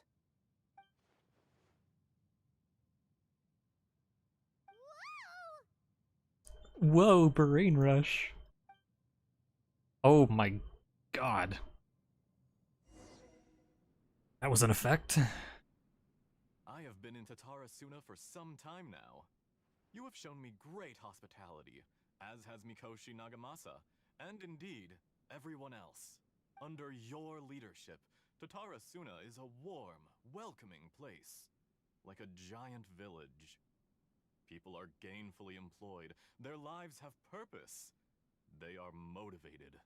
As I understand, the Raiden Shogun has, in recent years, Okay, who's corrected much of talking? the evil Is it this guy or in Inazuma. somebody that we can't see? As for Tatarasuna, it was originally established as a means of safely disposing crystal marrow. The forging industry with crystal marrow as a raw material has since flourished, giving rise to generations of swordsmiths. Some world-renowned, others unknown, all passing on their legacy. Skills, blood, dreams. Oh, there we go. Every smith brought into this trade looks to find their purpose between steel and blade. That is why you accepted the proposal brought to you by myself and Akame. Ooh.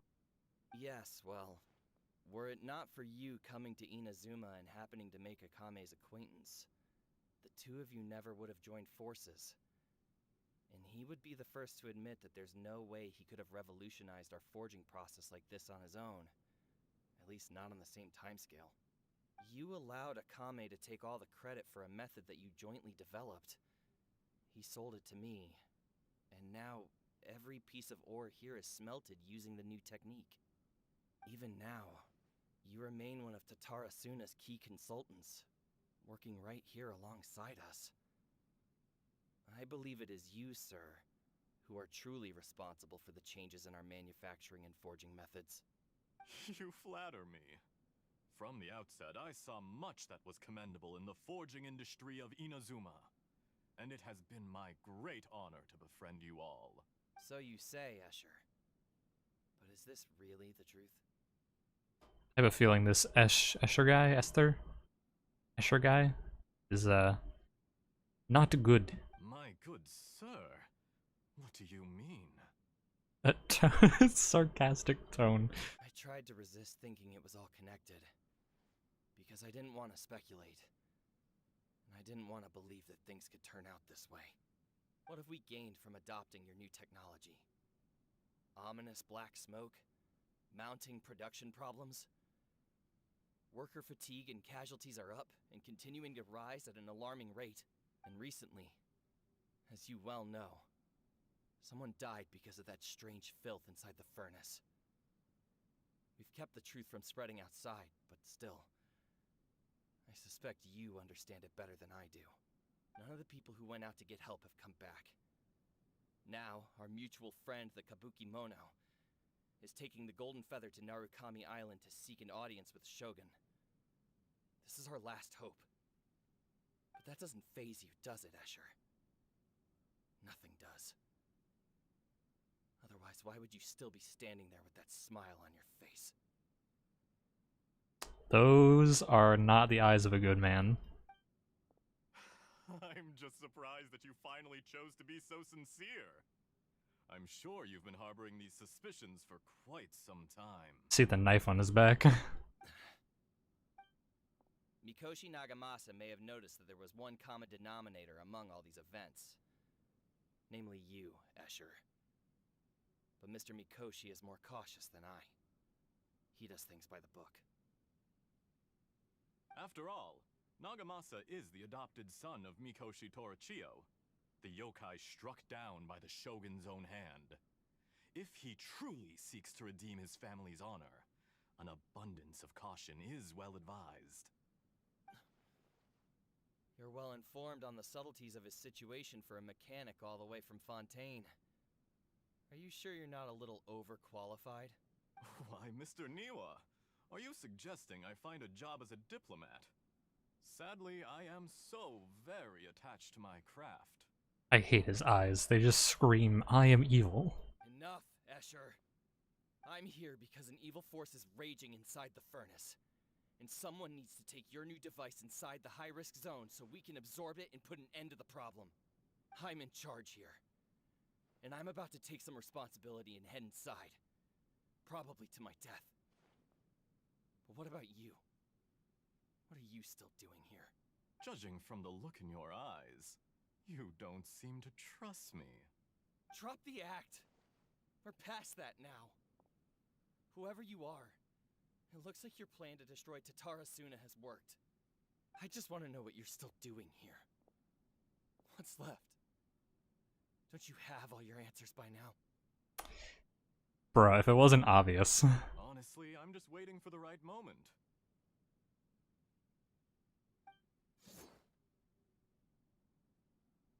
A moment like this, where you finish talking and I stop you from entering the furnace.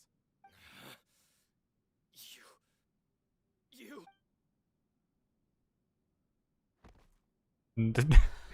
No blood. You're a little smarter than I initially gave you credit for. I thought I'd disguised myself exceptionally well, at least for the first few days. But to my surprise, you had your people look into my background right from the start. It's a long journey from Inazuma to Fontaine, but that didn't stop them. Eventually, they managed to confirm that Escher was an alias, and that I was not from Fontaine at all. Let me guess, you were from Shesnaya, and you're part of the Futui.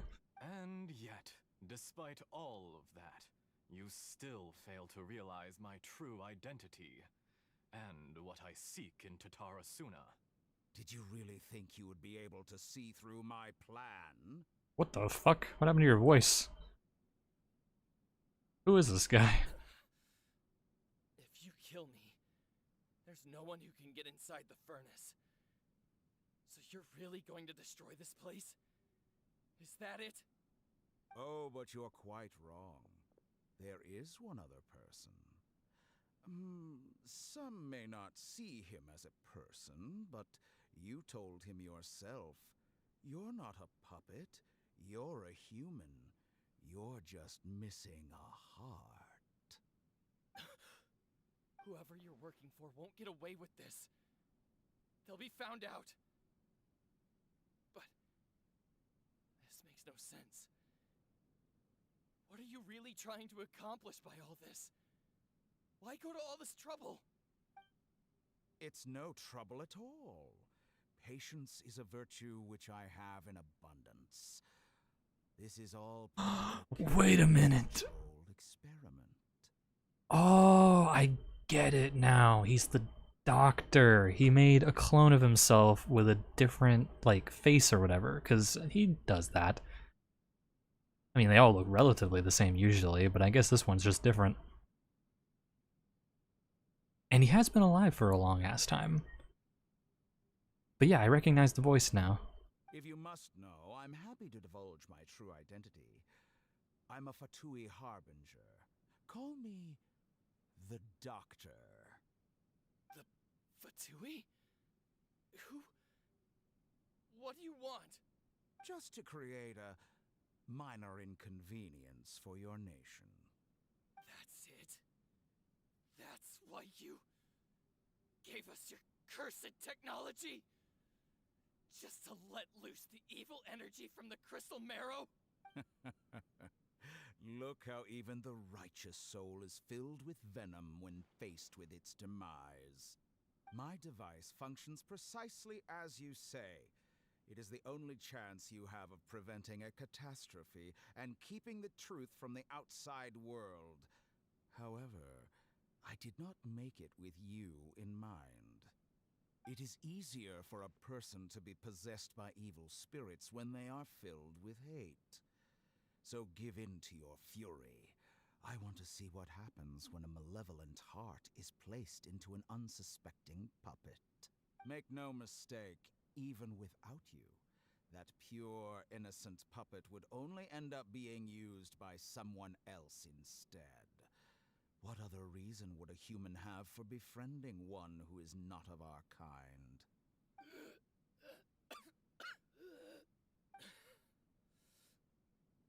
If you give him my heart, tell him that both Nagamasa and I see him as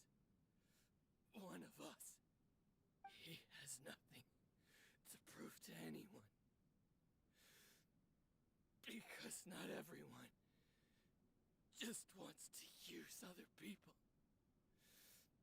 The only ones who think like that are people like you. What a beautiful way to see the world. It almost makes me feel a little guilty.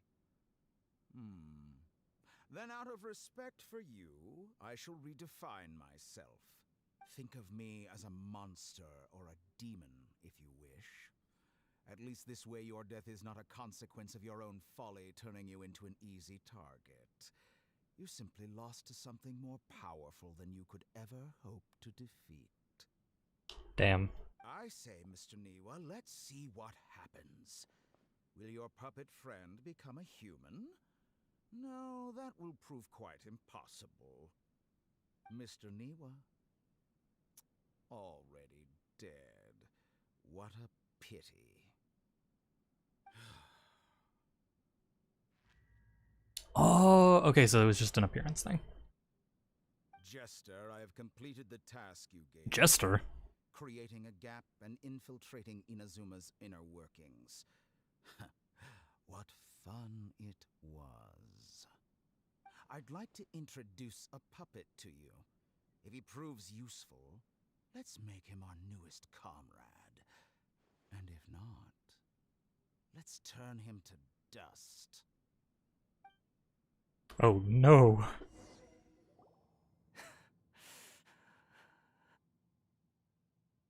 Hey, are you alright?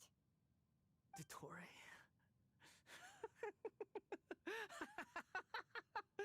Dottore! Oh no, he's going emo. Good. Good. I can hear it. Shadow the Hedgehog's I am all of me. It's resonating from within him. Was that the doctor? Did he turn into a mechanic from Fontaine? Oh, was I scratching my microphone for a minute? I'm sorry. I hope that didn't pick up. But why do we see things from his perspective? When I touched the doctor to confirm whether he'd eliminated all his segments, I read this memory in his mind. You have to admit, it must be the truth. Maybe so, but it means nothing. Does it? But this memory shows that Niwa didn't betray you. He never meant for you to be the one to take the device into the furnace.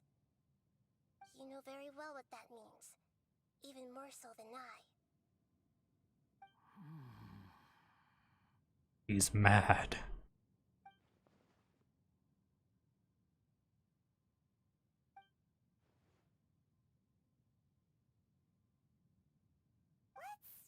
Give him some space.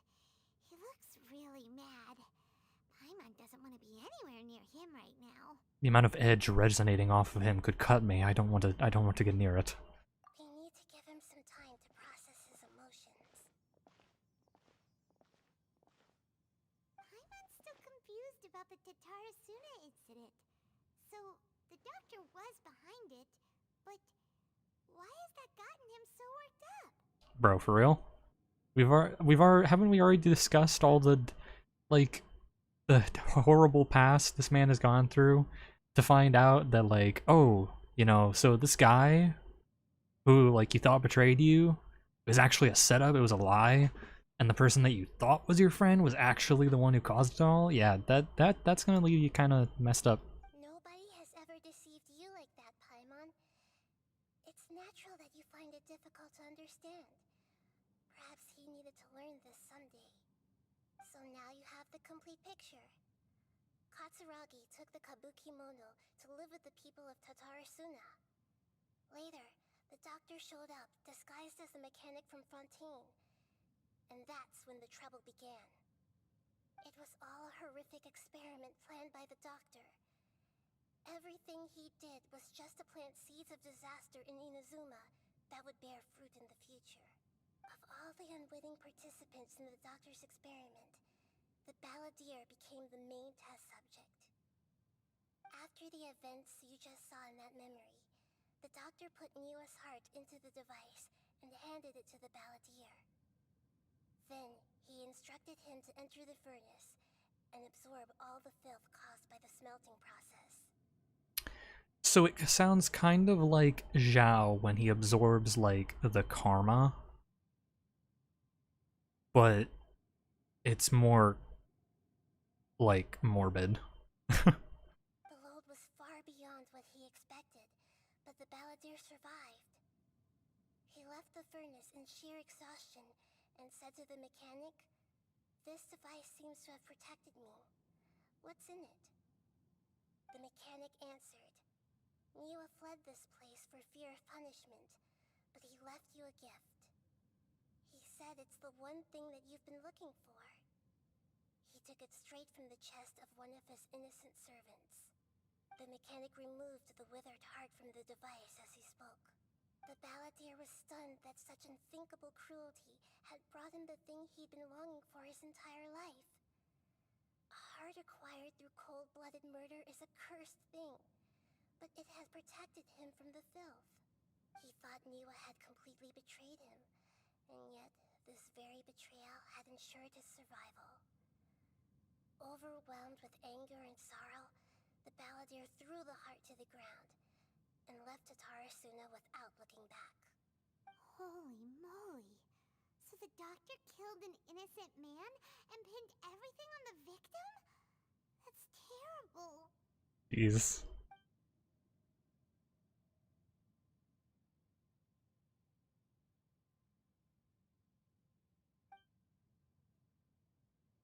Yes. Only if he understands this can he choose a new path forward. Come on, man. Choose the blue, don't go red.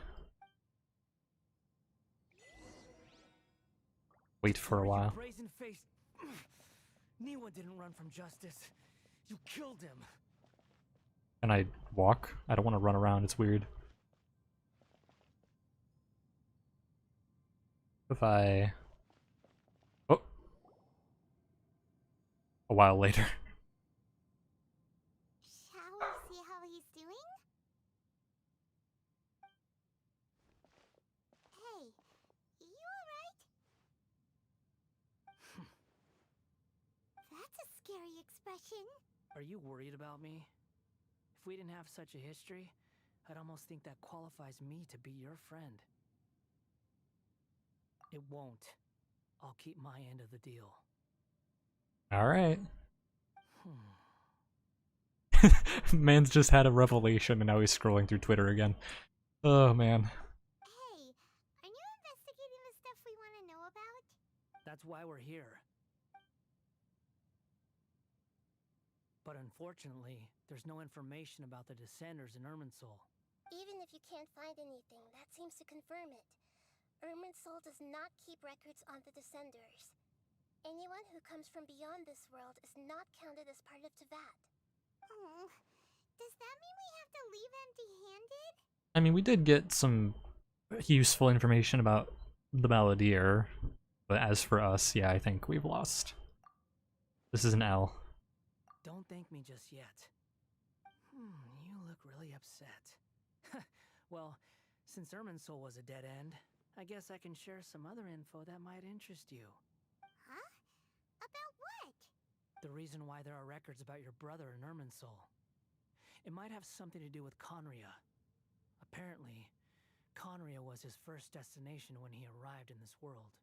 Plus, he only came to this world because the heavens responded to the summoning. Huh? The heavens responded? The jester told me this himself. You can take his word on this. He was a royal mage in Conria, and lived with your brother for a time. I don't know the details. It's up to you whether you want to believe me. All I can say is, I wouldn't lie to you about this. Did you get all that, Lesser Lord Kusanali? Yes. Astonishing news. Okay. Does this info count towards my mission? It wasn't from Irminsul, but was it valuable? Very valuable. Big grin. Good. In that case, I'll take some time for myself now. Oh. What have you done? Lesser Lord Kusanali was right. My power's all but completely spent. Even if I use all of the divine power left in me, I can't sustain this shield for very long. Oh? I shared a secret with you, and now you owe me. So in return, I'd like you to answer a question for me. Okay. Give me your hand.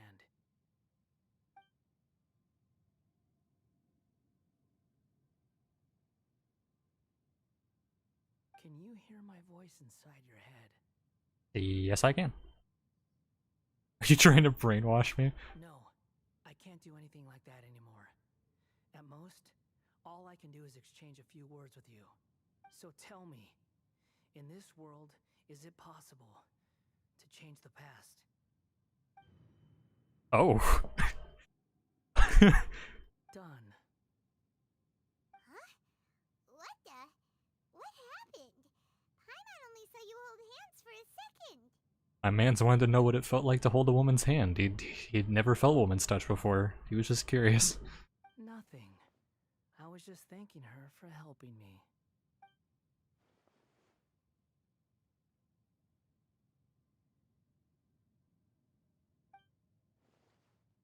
So long. I suggest you get yourselves out of here quickly. Where are you going? Hey, wait up! Didn't you say not to go running off? Fast reaction time. But I don't think we'll be seeing each other again. What is happening? From this day forth, the names Balladeer and Kabukimono will cease to exist. Those who died in Tatarasuna because of me deserve another chance at life. Hey, Balladeer! Don't do anything stupid! You know, I never did like insects. Hordes of the puny things swarming together can be a real nuisance. And I enjoy nothing more than to stamp them out like the pests they are. But if a colony of harmless ants isn't threatening anyone, I guess they deserve to be left alone. Luckily, everything can be set right. It's time to solve this once and for all. Oh no. Is this man's gonna do like the equivalent of going onto Wikipedia and changing the article thinking it's gonna like somehow change the past. That's what I imagine. Balladeer! Balladeer!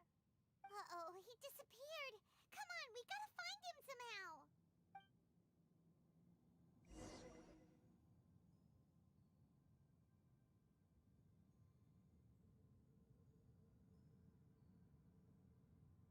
Oh no, he's really gone. Oh, can you hear me? Nahida! Traveler, Paimon, Balladeer, what happened just now? I was suddenly cut off by some kind of power. It was the Balladeer's fault. He shut you out. I didn't think he'd be capable of something like that with so little power left. Did he keep some of his power hidden when he was defeated? Or did he achieve something beyond his abilities, and it took everything he had? Where the heck did he go? Ugh, it's all our fault. We were supposed to keep an eye on him. Sorry. We thought we were having a moment. I trusted him. Don't be. It's not your fault. Please, let me handle this from here, even though I'm not sure I can solve it. We're running out of time. Follow my lead and get out of Irminsul as soon as possible. Alright. Meow.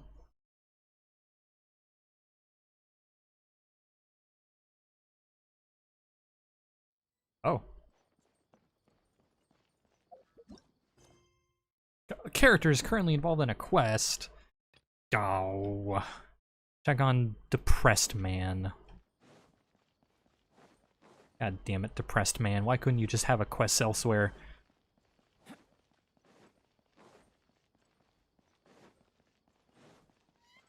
They really need to fix that. Like, Archon quests should have priority over characters. Okay, where do we gotta go? Oh, there he is. Are you feeling any? I don't care about your feelings. You're not important right now. But at the same time, I feel as if I should go. Otherwise, 1 second actually. Yeah, Even if you... Yeah. Alright. Let me out. Let me out. Huh? Wait, I just anyway. Oh, there's... No need to stand up. I wanted to... Huh. Okay. Can I? Yes.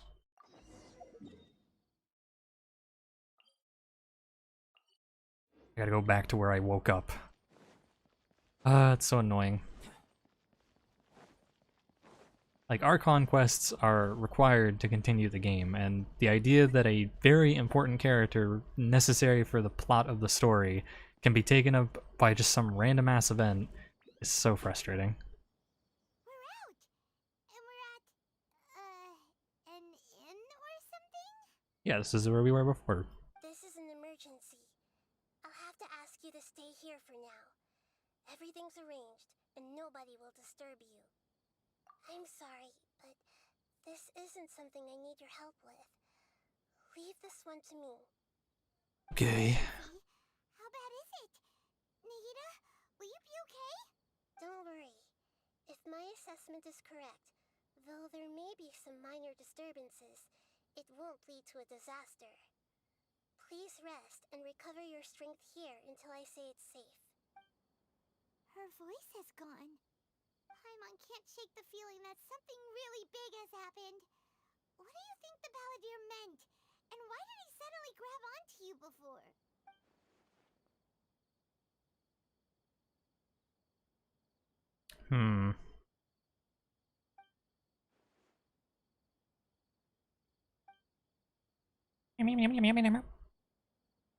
He wants to change the past? But surely that's impossible! Right! You can't just rewrite history! All that stuff happened already in real life! Well, maybe, maybe not. To be honest, I would not be surprised if there was some element of just being able to change history. Like, maybe that's what it is. Maybe Conria, like, what if we just re-experience a new Conria? What if, like, history repeats itself? It's just not exactly the same every single time. It's like, imagine Paimon drank all the water in this inn. Even if no one was there to see it, Paimon would sure as heck remember drinking it. So, why does Paimon still have a bad feeling about this? Paimon can't help but feel scared about what he might do. Paimon's so confused. He wants to erase himself from history? Oh. Sorry, Paimon accidentally... It's the Balladeer's fault for causing Paimon all this mental stress. But erasing yourself from history? It's unthinkable. Is that really possible in Irminsul? Uh-oh. Paimon's head is overheating from trying to understand what he's up to. And it's still not working. Paimon's had it with that little brat. He's been nothing but trouble ever since we met him. There's no way he'll actually succeed, right? Otherwise, won't everyone who's connected to him be affected too? It's possible.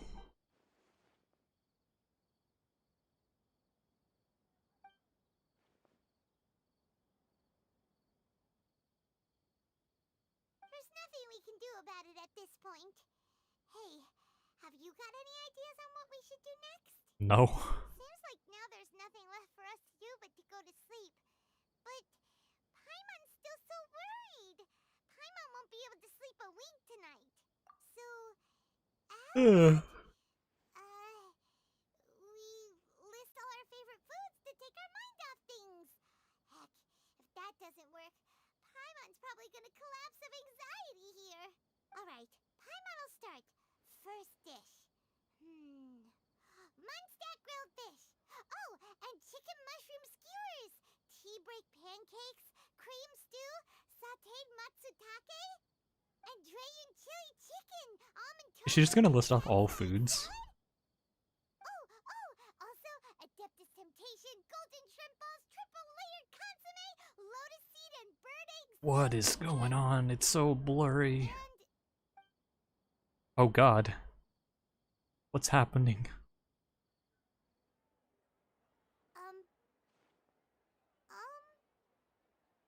Paimon?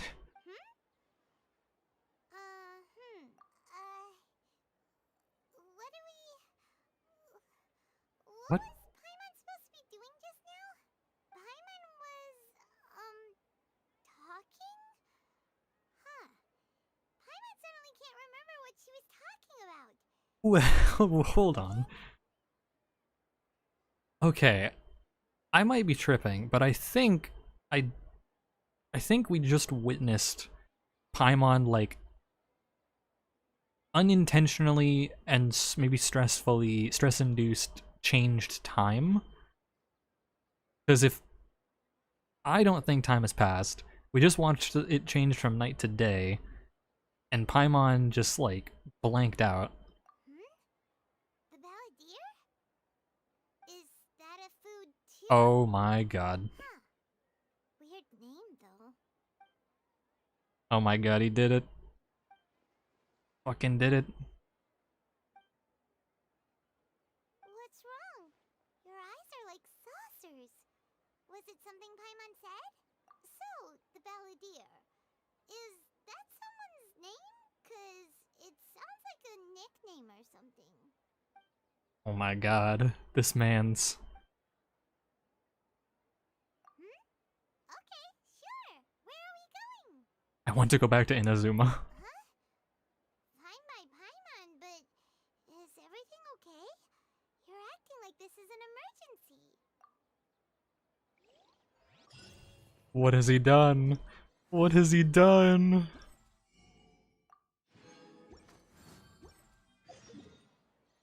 Dance of Destruction. What an interesting name.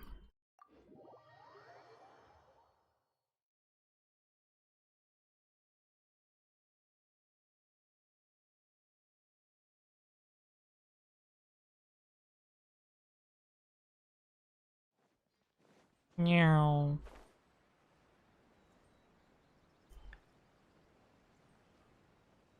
Is Kazuha here? We made it to Amanoma Smithy. Ah, it's been a while. I'd like to ask a question, if I may. Of course. Go ahead.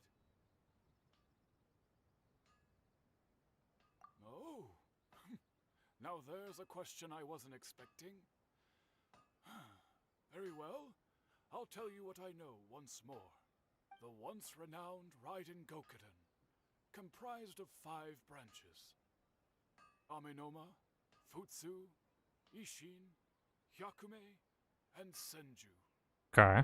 The art of forging practiced by these 5 clans was first taught to them personally by the almighty Shogun. Over time, the 5 branches diverged from one another as generations of bladesmiths honed and perfected their craft until they became 5 distinct traditions. Most of the great swordsmith clans of old have since fallen into decline, and for a long time, only the Amenoma branch kept its art alive. But fortunately, Kaedehara Kazuha recently returned to Inazuma and took up the mantle of the Ishin art. Now, 2 clans remain of the original Gokuden 5. Okay. If my memory serves me right, you yourself were present when he forged the Ishin blade. Oh, yeah, we were. Paimon remembers that now. We learned a bit about the decline of the Raiden Gokuden then, too. It seems like such a shame. What was the reason behind their decline? That, my friends, is a tragic tale indeed. In fact, this was not made known to me for most of my life. All these years, I knew of those great clans' demise, but never the cause. Only recently, when the question was on my mind, did I ask Kaedehara Kazuha about this. He told me that, as we are both heirs to a branch of the Raiden Gokuden, it was right that I should know the truth. There is no harm in telling you, but I Oh my god, must just get to it. Raiden Gokuden were the targets of a murderous rampage by a vengeful bladesmith. Vengeful? Why? 400 years ago, so I'm told, there was a catastrophic malfunction in Tatarasuna's furnace. One brave swordsmith heard the commotion and chose not to flee, but he rushed to the scene, hoping to prevent a disaster. Tatarasuna was home to a state-of-the-art forging and smelting operation in that day, and overseeing it was the armory officer. His surname was Niwa, though he had family ties to the Kaedehara clan. Okay. Knowing that they had just one chance to save countless lives, Mr. Niwa and the swordsmith leaped together into the furnace. The furnace quickly stabilized, but neither of them made it out. The smith's death, though heroic, dealt a devastating blow to his family's fortunes. His orphaned son was left to fend for himself, and grew up deeply resentful at the Oh, I get it. I get it. In his heart, the whole of Inazuma was culpable in his tragedy. He hated the almighty shogun for her apparent indifference towards his father's death, and he hated everyone who had done nothing to try and save him. Powerless and destitute, the only legacy he had to pass on to his children was his hatred. Generation after generation bore this grudge, living in utter misery. Alas, if only the story could have ended there. But 100 years ago, the then head of this family reached the end of his wits. He could bear their fate no longer, and yet he could do nothing to change it. Finally, he made a drastic decision to take revenge on the Raiden Gokuden. In doing so, he sought to vent his pent-up anger and shake the very foundations of Inazuma's forging industry. In his fury, he murdered indiscriminately, killing even bladesmiths from the Hyakume clan which he belonged to. His goal was absolute, the devastation of all of the Raiden Gokuden. But when he came to the Kaedehara and Kamisato clans, his killing spree came to an abrupt end. He failed to catch them unawares. They fought back fiercely, and they did not spare his life. That is why the Kaedehara clan and their Ishin art survived that day. I suppose they were the lucky ones, under the dire circumstances. Okay, I don't remember if this is like close to the original story. I'm sure there's some differences, but like, legend has changed. Someone else attacked the swordsmiths. Valadier did something to Irminsul, but it seems Niwa still died. Was there anything else you wanted to ask? Oh, so perhaps what he did is he changed the memory of what happened. He changed people's belief and what they believed was the truth. But he couldn't physically change the past. He could only change what people thought the past was and give them a different, like, series of facts based off of what was already there.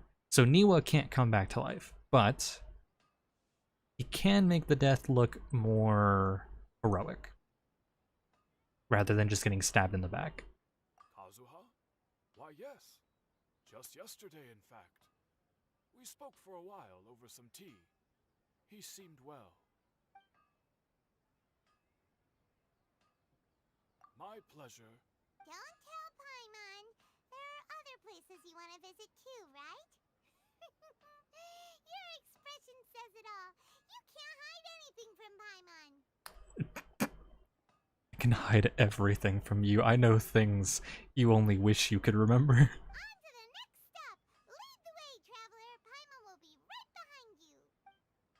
Let's go. Alright. Go to the Yashiro Commission. The Yashiro Commission.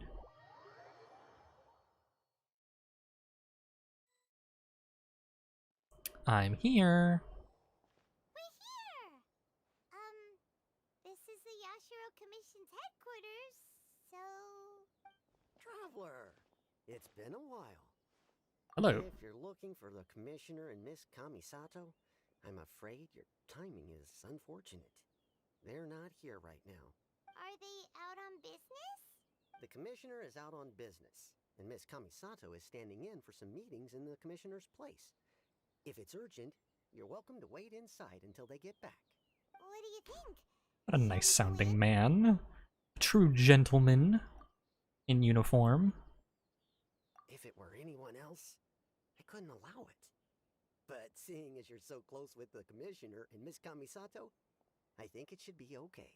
We'll be heading in then. Thanks. Alright. Hello, dears. Is there something you want to say? Ma'am, can I ask you a couple questions? Where were you on June 14th, 1990? Of course, traveler. How do years work in Genshin? I completely forgot about that. Misato has told me about you. Like what is the current year? What would you like to know? Oh, they're both very well indeed. Lately, Miss Kamisato has been rather busy attending all kinds of meetings and occasionally paying visits to some local organizations on the commissioner's behalf. As for the commissioner himself, well, you know, busy as ever. That much hasn't changed. Although he does seem to be in a rather good mood these days. So pretty much business as usual in the Yashiro Commission, huh? Very much so. Good, good.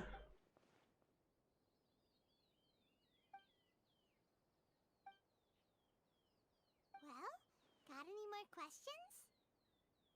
You're very welcome. In fact, I would love nothing more than for you to come and visit more often. But I'm sure you must be far too busy to have time for that. Miss Kamisato talks about you all the time. She seems so thrilled to have you as a friend, and she's always saying how talented you are and how much she admires you. Damn, she is really rasping at me right now. I must say, many things I like that in view. Azuma That's seem view. to have taken a turn for the better since you arrived here. So you're not just Miss Kamisato's knight in shining armor, you know. You're a hero to us all. I'm flattered. I mean it. Whenever the commissioner dines at home, Toma always joins him. I always find myself at my most relaxed when I'm serving the two of them and listening to them chat away. The commissioner has such a busy schedule that he doesn't always have the chance to take his meals at home. But given the opportunity, he always prefers to dine here. They say it's because Toma's a much better chef than most. Oh, the commissioner is so fond of home comforts. They get to talking about What is you this about? sometimes too, you know. Always with a very fond tone. The way one would talk about dear old friends around whom one can truly be themselves. Miss Kamisato God, she just won't stop talking. them as well. Whenever the whole Family gets together and they start talking about people they've met and experiences they've had, you always gotta mention. It's been many years now since the late Mr. and Mrs. Kamisato passed away. Much has happened in the Kamisato clan in that time. As someone who is old and gray enough to have watched their son and daughter grow up, it makes me so happy to see them meet a dependable friend whose company they enjoy so much. So, in the future, if you ever do have the time, please know you are always very welcome at the wonderful... Okay. I need to progress. I cannot. About the food here being really great. Yummy. Paimon's itching to try it. We may just have to invite ourselves around for dinner sometime. Paimon meant we should come pay a visit again real soon. Ideally around dinner time. Of course. You're always welcome. Alright, goodbye for now. We're, Tatarasuna. great. Goodbye now.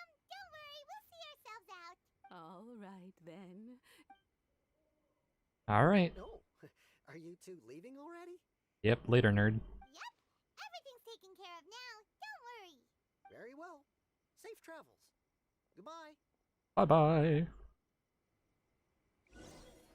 What a handsome young man. Can you give us a big smile?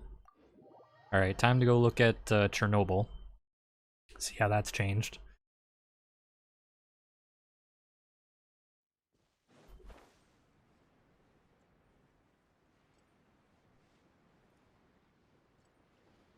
Oh man. Well, here we are. But what are we looking for? Something or someone? Do my eyes deceive me? Oh Or my is there a god. Traveler and Paimon? Xavier, what are you doing? I'm sorry, what? What did you just say, Paimon? Xavier? I believe you mean Xavier. Or maybe like Javier? What the fuck did she just say? I wish I could hear that again. I was in the general area, and now I'm in this specific area. There, that's me. So what about you two? I was in the general area, and now I'm in this specific area. What an awkward man. We have some questions and thought you might be able to help. Certainly do. I've researched the furnace here in some depth. If there's anything you want to know, just ask away. Like the back of my hand. Make no mistake, I have been here a good many times before. Not only that, but I've met people in Inazuma whose families used to live in Tatarasuna years ago. They said it's all true, the history here. Alright. Oh, well, it's a long story, don't you know? The tale of Tatarasuna starts a long time ago. I'm told that its history is one of the most smelting operations in the nation. Goes back around 1,000 years. Still, the furnace has had a couple of serious maintenance issues along the way. A couple? When exactly? One was just in the last few years, the other was several hundred years ago. A fun fact, I'm not the first Fontaine tech guy to come and work on it either. There was a guy back then too. They say he was a mechanic who consulted on a technology upgrade. It seems like the technological collaboration between our two nations goes back a long way. How about that? Okay, so that's still the same. Weren't you gonna ask Xavier something about Tatarasuna? Come on, ask already. Bro, you're so impatient. Calm down. Oh, I didn't realize you two were here for a history lesson. Me neither. Paimon doesn't know what's gotten into this one today. Feels like we've been preparing for a history exam or something. What brought this on? Did you just wake up today with a sudden burning desire for historical knowledge? Yes. Sure, go ahead. A kabuki mono? No, I can't say that I have. I do know the word, Inazuman for those eccentric types who always go around dressed to the nines. Just the sort of person that I'd like to meet, actually.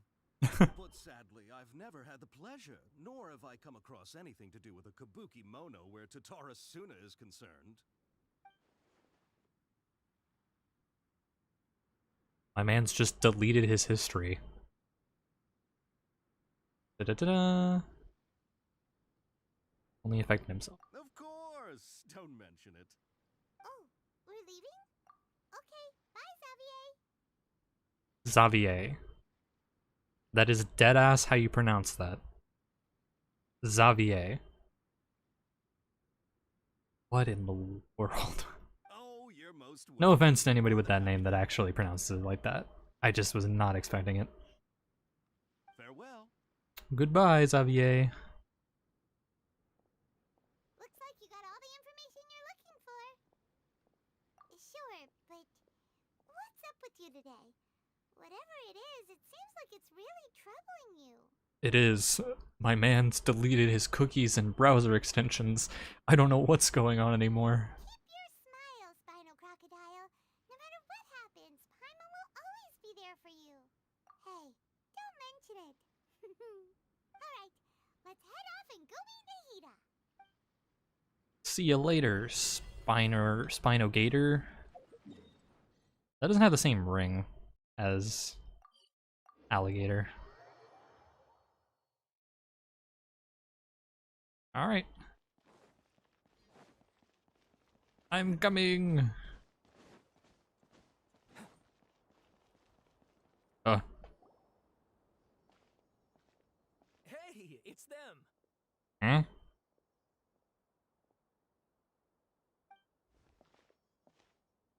Akaba, Sawada, you're still here? Bird. It's a toucan. Indeed we are. If you have a moment, we'd love for you to join us once more. Please no, I don't want to talk to you guys. We have time.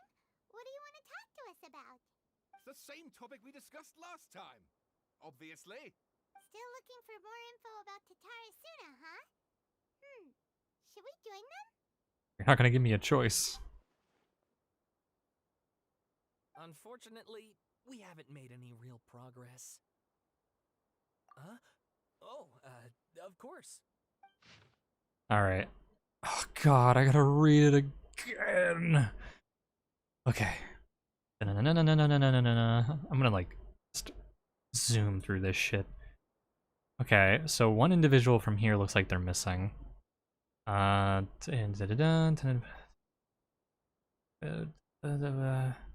Eccentric mechanic from abroad. Perhaps I jade steel ingot. I think that's the same. The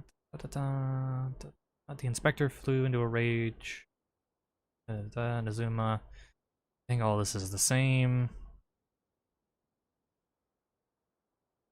Oh, okay.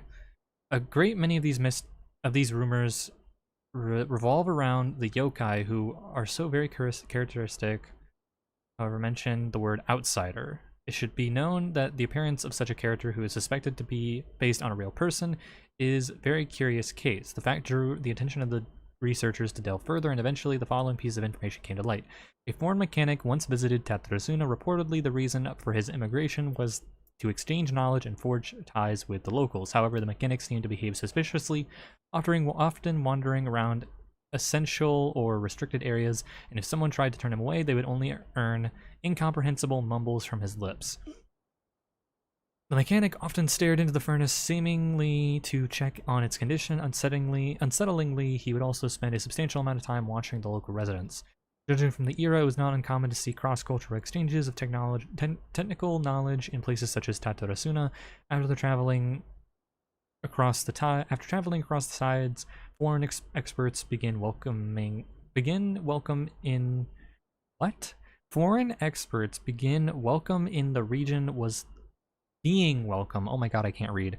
Being welcome in the region was likely not unreasonable either. Yet calamity came not long after this exchange of knowledge, which hints at high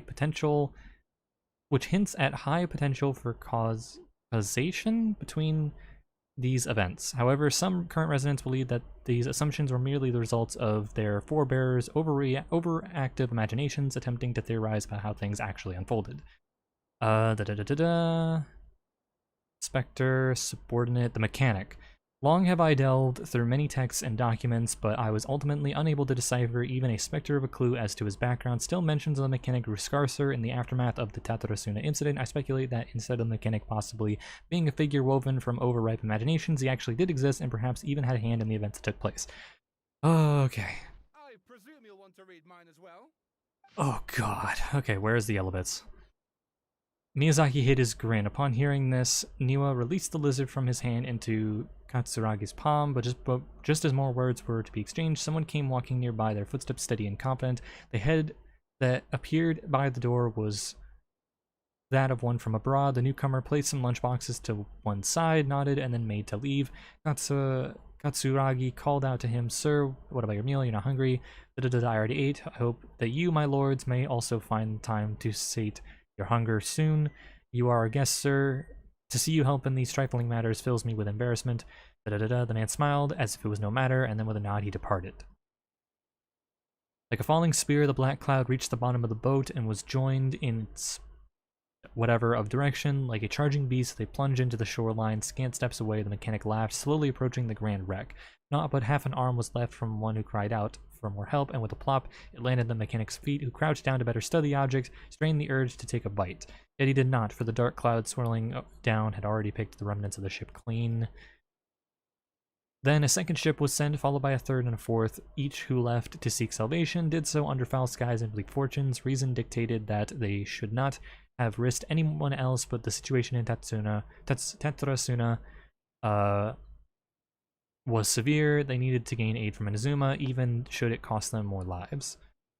That doesn't sound any different from the last time. The content has changed, another effect of the tampering of information. He'd erased 2 of his names. If he really succeeded, that must have taken all of his might, but still... Well, what do you think? Masterpiece. Traveler, remember how last time Akaba was saying how he wished he could gather more information about all this? Well, we just got back from Inazuma. What did you find out? It's a long story. Basically, we have some friends in Inazuma, And we tell them everything. But do we tell them about the doctor? So many new details. Thank you so much for Juicy sharing that with us. info. I love leaks of information. Well, well. So it all comes down to one man's desire for revenge. Huh. You heard this from a member of the Amanoma clan, you say? Then I guess it must be true. Ugh. So there's no ghost story here after all. I mean, the doctor's a pretty spooky individual, but yeah, no. This new information actually lends further credence to my hypothesis. Evidently, swordsmiths were seen as having an incredibly prestigious role in society those days, to the extent that harming them was conceived of, at least by the perpetrator, as a way of exacting revenge against those in power. Yes, okay, point taken, you were right. But that doesn't mean I can't carry on with my novel. No, it's called artistic freedom. You write what you want to write. and they're back at it. These guys are really into this. Oh, so sorry. Look at us, prattling on about our projects and ignoring you. Thank you so much for the information. You're welcome. See ya. Keep us in Bye-bye. the loop if you find out anything else. Will do. I would, but your mind would implode from the information. Nahida!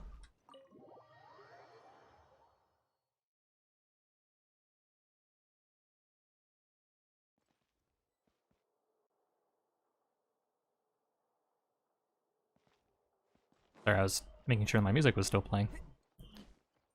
It paused. YouTube does that sometimes. Nahida, we're here. Traveler, Paimon, how have you been? A roller coaster. Ugh, where to start? Paimon hasn't had a moment's rest this whole time. That night, we ended up chatting until suddenly the sun was up. And then she decided she wanted to go to Inazuma. I was investigating the situation on the Balladeer. The Balladeer? Oh no. I mean, I'm not surprised, but... Some kind of code name. You look troubled. Is there something you need to tell me?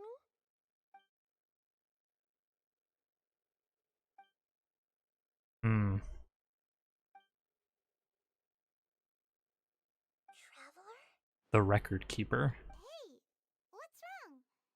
You look so upset. I have to tell you the truth. God damn it.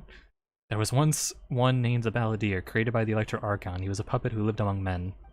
I'm glad that I can actually choose to slow this down. After a series of events in Tatarasuna, the Balladeer, thinking he had thrice been betrayed, left Inazuma to roam the world beyond.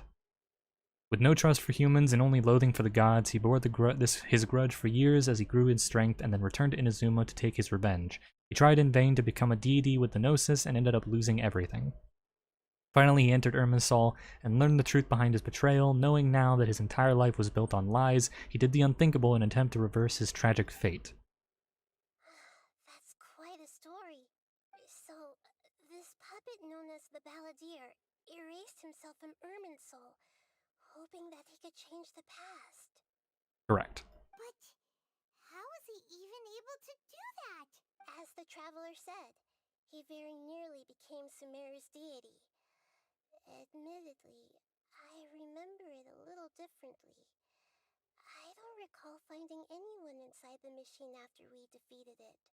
Nevertheless, it does Oh, make so the machine was sense. still real. If someone were to successfully erase themselves from Irminsul, the world would change to reflect the new reality. So, you believe this person really existed, and we just don't remember him because, well, because he literally changed the world? Change the world. My final message. Goodbye. Brr. Yes, theoretically speaking, it is possible to do this. But I'm struggling to imagine the kind of person who would dare go through with it. An absolute mad lad. The traveler comes from a world beyond Tevat. That's why there's no information about her in Irminsul. And it also explains why any changes to Irminsul wouldn't affect her. So if there's anyone in the world capable of retaining memories from a past that has been rewritten, it's you. It's quite incredible when you think about it. Paimon's having a hard time I am the understanding bearer of Baladier's forbidden life's knowledge. motivations. Why did he do it? I can only make inferences based on the information we've been given. As for what kind of person he was, only you remember that.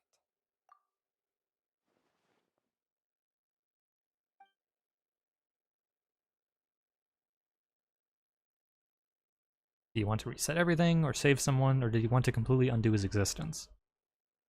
Everything can be set right, it's time to resolve this once and for all. Still remember the question he asked me specifically, and my hesitation gave him his answer. I hesitated because I witnessed Greatler Lord Rukudabata erase her own existence, but I can't tell in the heat of that.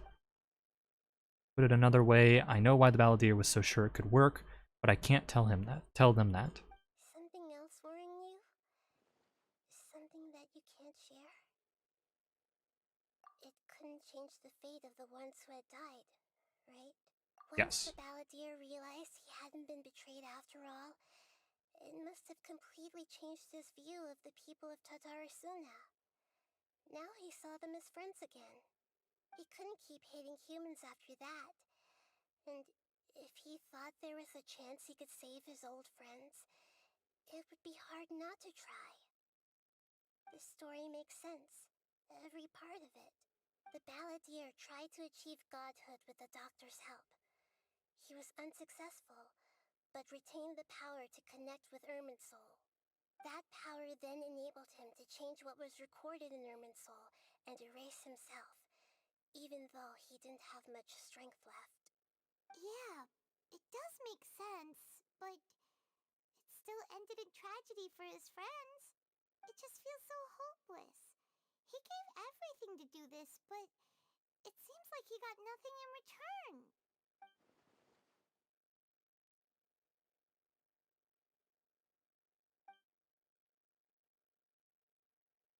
Please wait a moment. I want to check something.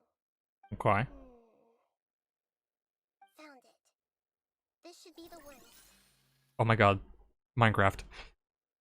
It turns out that I have a strange way of confirming everything she has told us. What is it? A record from a personal collection. It was tucked away in a corner. What? What does that even mean? You should take a look. Rising da-da-da-da-da. Resembles a fairy tale. Is this a fairy tale? Who wrote it? That is everything I said. I authored this record myself. Huh? You wrote a fairy tale that somehow has something to do with the Balladeer? When combined with the traveler's narrative, it's clear that this story is an allegory. Everything in it is a symbol for something else. Hold on. So this record survived from the past? Maybe you can't fully delete the memories. Maybe, like, they just become part of your subconscious and now you can only reinterpretate them. Yes. Any information about the Balladeer or the Kabuki Mono and other records will have been changed. But I wrote this story in a way that means it was left intact. Okay, or that. Changing the information in Irminsul changes to that. But Irminsul can't change information that was well hidden in advance. I guess I must have written this story as a backup before the Balladeer entered Irminsul. That's incredible! What a great idea! You know what? Okay, sure. Sending the traveler into Makes Irminsul sense, I with the guess. Balladeer must have been a further precaution. I knew she'd remember everything. This story is abstract enough that it still resonates with the present information recorded in Irminsul. But if we connect all the different pieces together, the true story that emerges is the one she told us. The now erased life of the Balladeer. Okay, but what does this mean? There was once a lone monster draped in fox fur. The monster found a family of foxes, joined them, and they became friends. The monster lived with the family day and night, and everyone treated it as one of their own. Once in a while, the monster would take off its fox fur at night and lament to itself as it gazed at its reflection in the water. I am a monstrosity, yet they are too foolish to see it. I pity them. But the monster soon found solace when another came to live among the foxes who was not their kin. A kitten, carved from the wood of a white tree, who had been Huh? abandoned by the humans. What? The kitten too wished to become a fox, but its tail was too slender, and it could not grow a coat of richly colored fur. Yet when the other foxes saw this, they spoke words of comfort to the kitten. Even without a tail and fur like ours, you are still one of us. Furious at this happy resolution, the monster lit a fire on the mountain. The terrified animals panicked as the fire spread. The only way to extinguish the flames was to make a sacrifice. A gray fox stood up and addressed the monster. It said, "You are the cleverest among us. Among Us. You can help us find a way to solve this." The monster smiled, led the fox toward the fire, and murdered it. The gray fox's heart was turned into a beautiful drop of water, clear, spotless, and pure. The monster gave the heart of water to the kitten, telling him, "The foxes have decided. You are the one who must be sacrificed. Take this, quench the flames, and die for your fox kin." The fire was extinguished, but the kitten lived.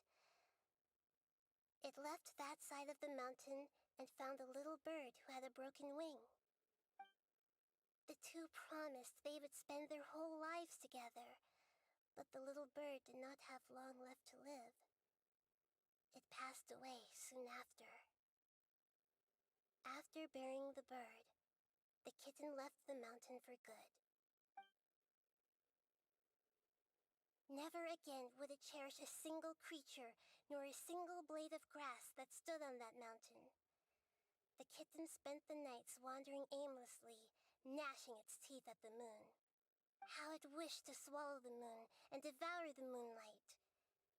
If the world could only return to darkness, then it would finally be peaceful and content.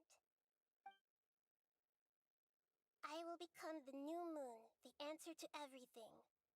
Then, no one will know that there were once birds, foxes, and cats in this world. And no one can know that they were different. Okay.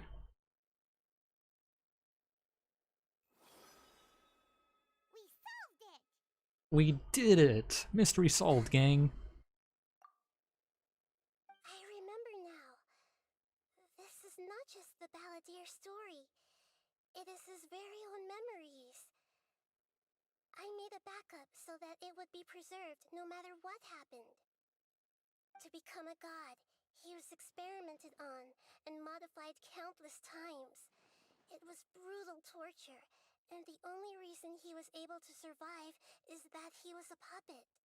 This memory was extracted from him by the scholars. Presumably, they kept it to have something to defend themselves with. Creating a deity was just the first step. Some of them wanted to be able to control it. That's why they backed up his memory for later use. See. I buried it deep inside one of my own dreams, and then hid it inside an allegorical story so that it wouldn't be altered. It's hard to believe that this person really existed, let alone that he tried to get rid of us on more than one occasion. Paimon has no memory of him at all. He completely vanished like a puff of smoke. Yeah, that's kind of his thing. The balladeer agreed to help me look for information about the Descenders, and although he was unsuccessful, he still helped you. Before he vanished, he confirmed an important detail. That Conria was where your twin first came into this world. See, it's important, but it's not new. We know this. We always knew. We've been new. We still don't know how the change to Irminsul will affect the senior ranks of the Fatui, but in all likelihood, they won't even remember their own Harbinger. It sounds like Paimon wouldn't like this guy a whole lot if he was still around. But still, Paimon doesn't like the way it all ended that much better. This is why wisdom alone cannot answer all our questions. We look, we see, and we comprehend, but the question still troubles us. So the answer is not everything. People yearn to find the truth and then conquer the troubles they face. When you give someone the truth, you give them a chance to choose their own destiny. To others looking on, this may seem like a pointless endeavor, but for him, the chance to act on his desire to disappear must have meant a lot. Never forget that even when we walk beneath dark clouds along a road filled with suffering, the light of wisdom is always there, guiding us toward a better destination. That's a lot of words. And that is what you have been doing all along. I'll take that as a compliment. Yeah, Nahida's right. Cheer up. How about we go get something to eat? We can pick up this heavy conversation again later.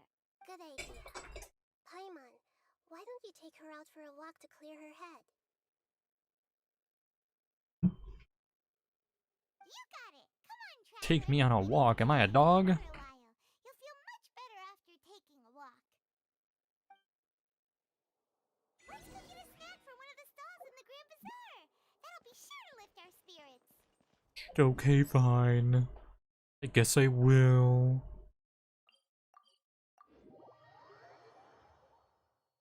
Guess you could say this entire, It must be really tough being the only one who remembers all that. But it's all just a bizarre adventure. Da, da. I'm not funny.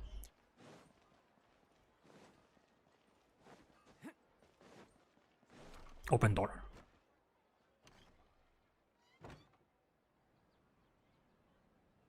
We're here. we're here. What should we eat first? This ass. Something I'm missing. Something important that I'm forgetting. Hey, are you gonna answer or what? No.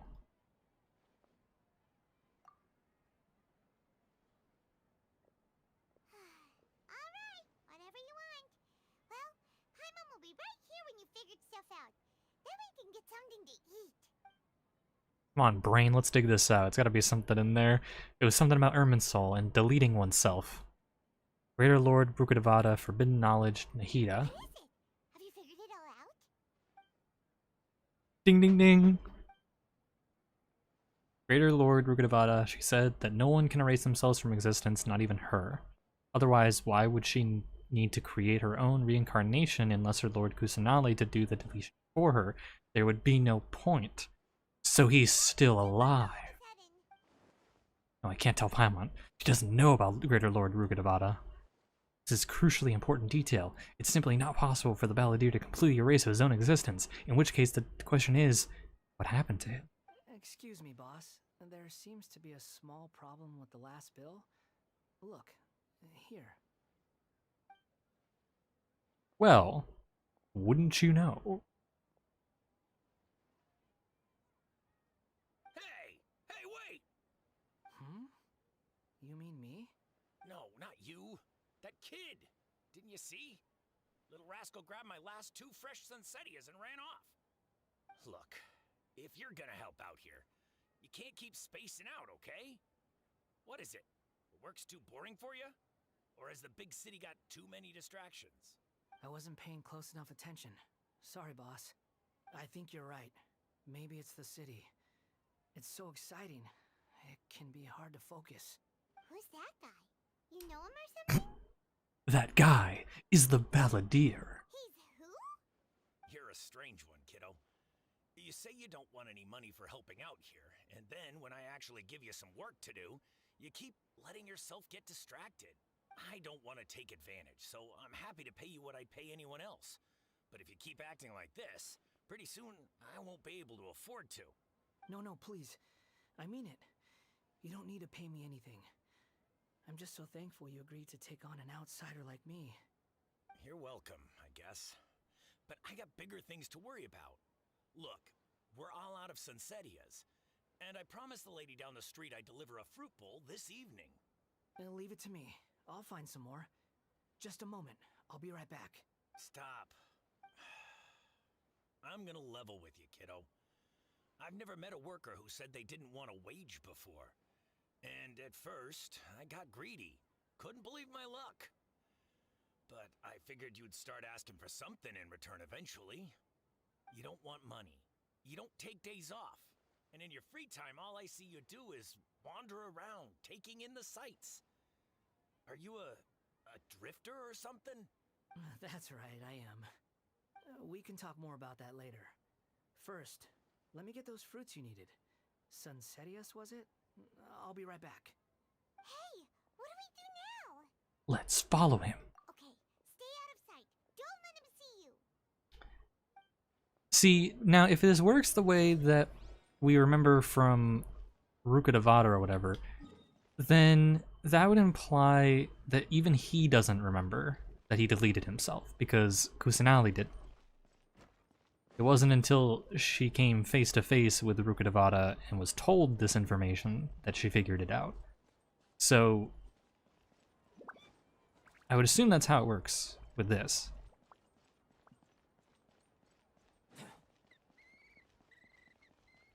What in the world was that sound?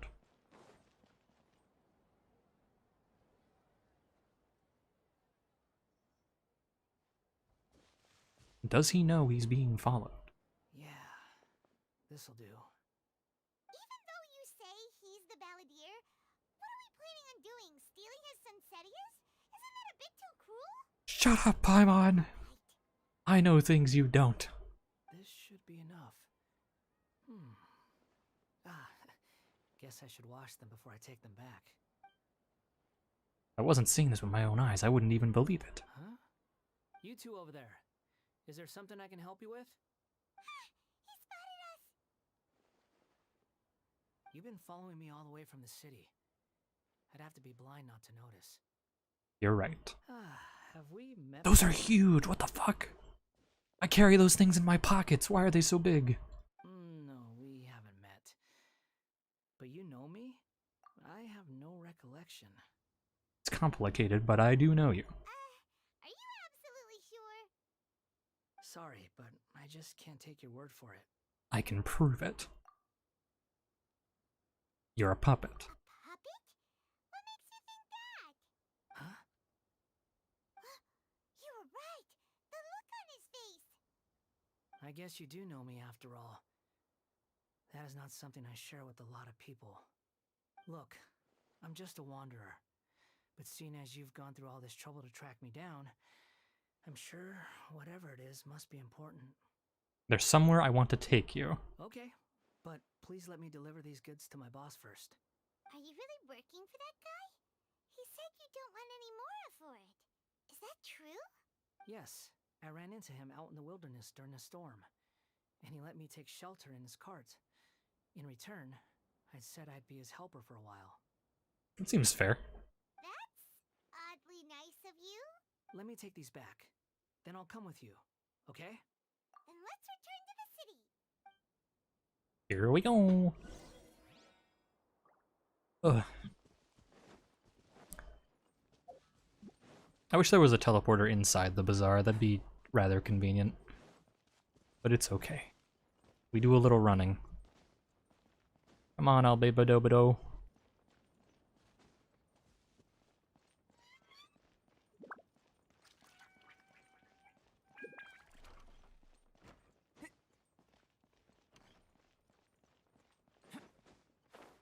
I'm back. Here you go, boss. I'll leave them right here.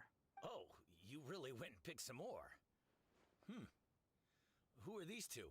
Something's come up, and they need to borrow me. Sorry, boss. I'm afraid I'll be away from the stall for a while.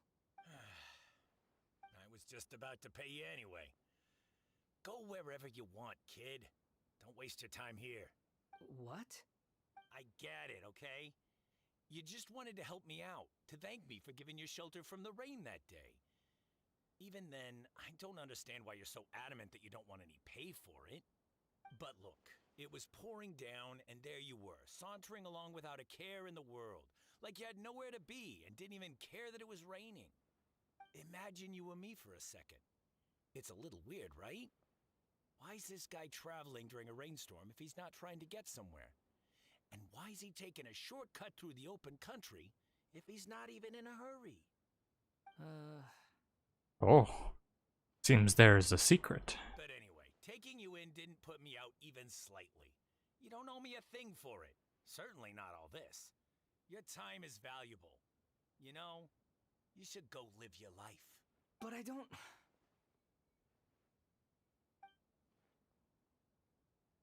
Oh? No.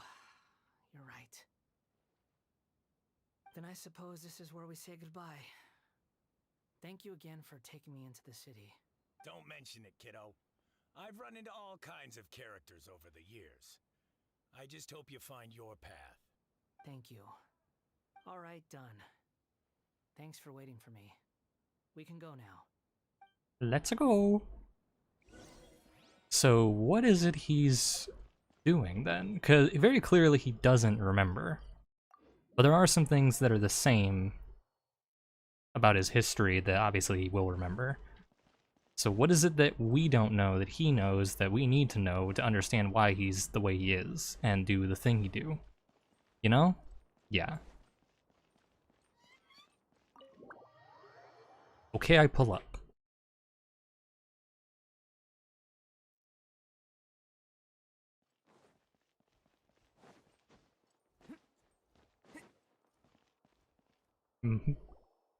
He's at the computer.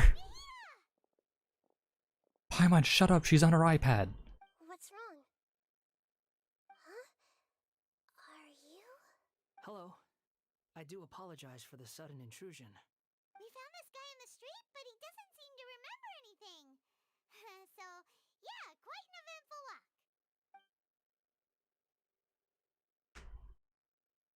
You say that you are trekking across to Vat to train yourself. Many other Inazumans who describe themselves in this way call themselves Shugenja. Why do you refer to yourself as a wanderer? Well, it seems more relevant in my case. To me, it sounds like a plant with no roots.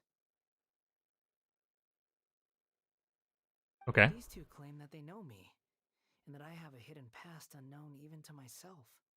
I wouldn't call it the past, but rather... this is a difficult one to explain. I don't like to rely on using terms like this often, but in your case, it seems that it ought to be called, previous incarnation. Oh, like a past life or something? Yes. Something far more distant than the past. So far away that you cannot perceive it. Okay, I have to ask. What was I like in my previous incarnation?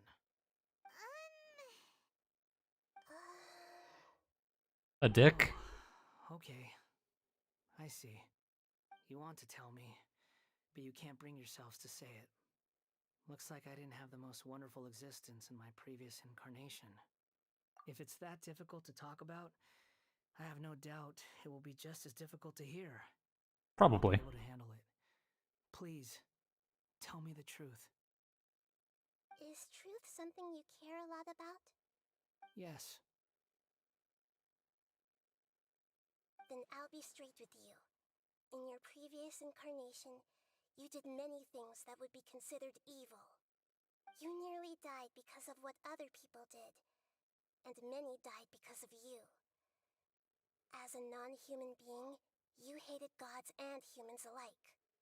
You drifted from place to place, never able to settle, even where you found status and identity. You adamantly believed that you were missing a heart. Actions rooted in persistence sometimes bear bitter fruit. Sometimes, you have to let parts of yourself go, or you'll never be happy. And she recounts everything. I gave everything I had, but it barely changed history at all. In terms I just realized he has like rainbow colors in his hat. That's cool. I don't think I can judge everything I've heard purely in terms of right and wrong. Each choice a person makes belongs to a specific place and time, a chain of cause and effect, a cycle of karma and consequence. that is the nature of truth. If one thing is right, its opposite must be wrong. And yet, dichotomies like this are not enough to explain the world in all of its complexity.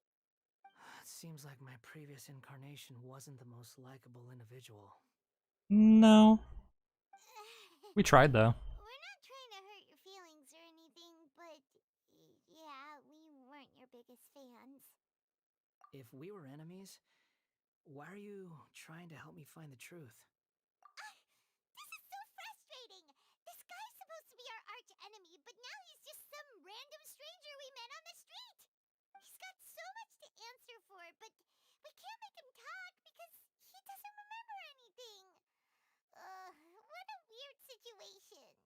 Lesser Lord Kusanali, as the god of wisdom, I trust that everything you told me must be true. Yes, it's all true. I can even show you the memories themselves, if you're willing. Please, I want to see them for myself.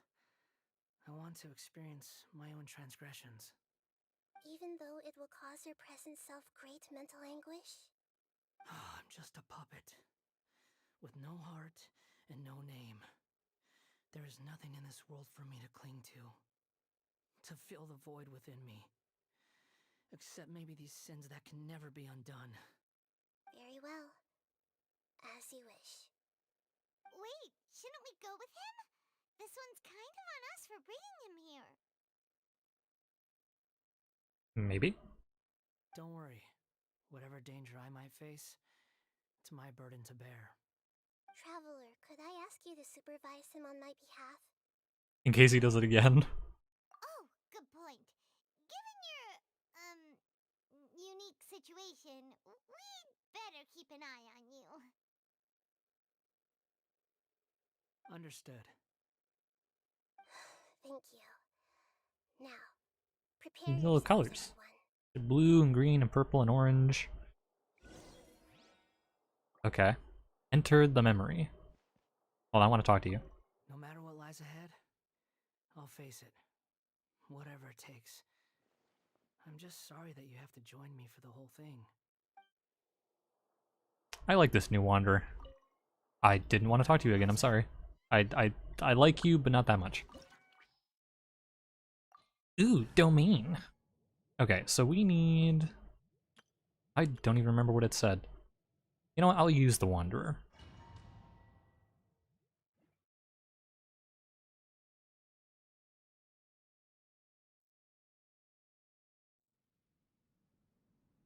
This looks like Inazuma. Right now, you're in a dream I created using information extracted from your memories. Okay. These memories will show you the raw truth, but be aware that enemies may react just like in the real world. Please be careful. Sounds like an immersive experience. Bro, this new VR training is crazy. You don't need to do this for me. I don't deserve your protection. We never give up halfway. Well, we had to once, but that was your doing. Now we're finishing the job. Alright. Thanks. Wanderer, this is the Shake Pavilion. In your Balladeer incarnation, this is where the Electro Archon placed you after your creation. You had a great many memories here.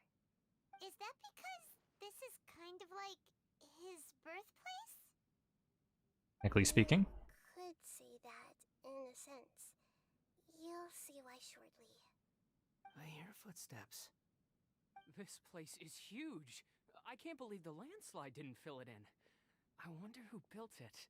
The Crystal Marrow Miners? No, there's no way. Look at this exquisite construction work, and so well preserved, too. No mining crew would be capable of this. There's someone passed out on the ground. Who are you?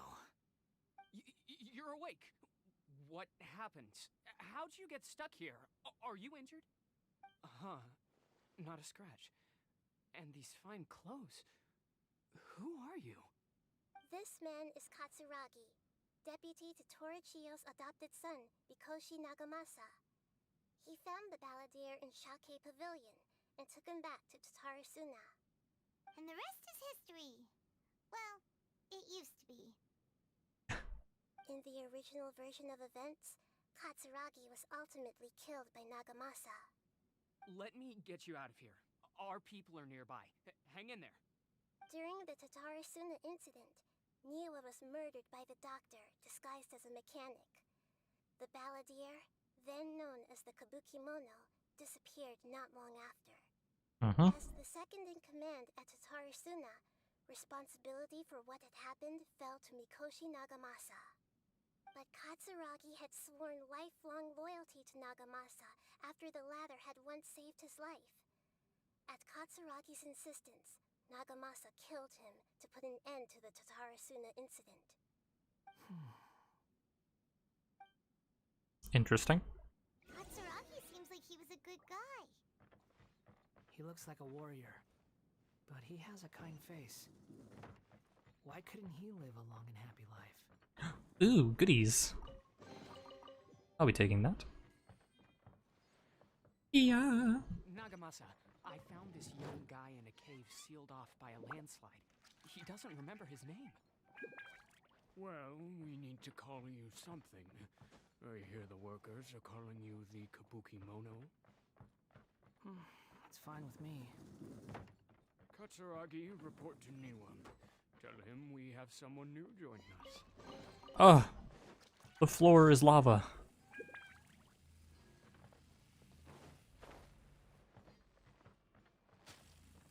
My man's tried to tase me with that dollar store taser. I can't believe it. Jesus Christ. Jump scare.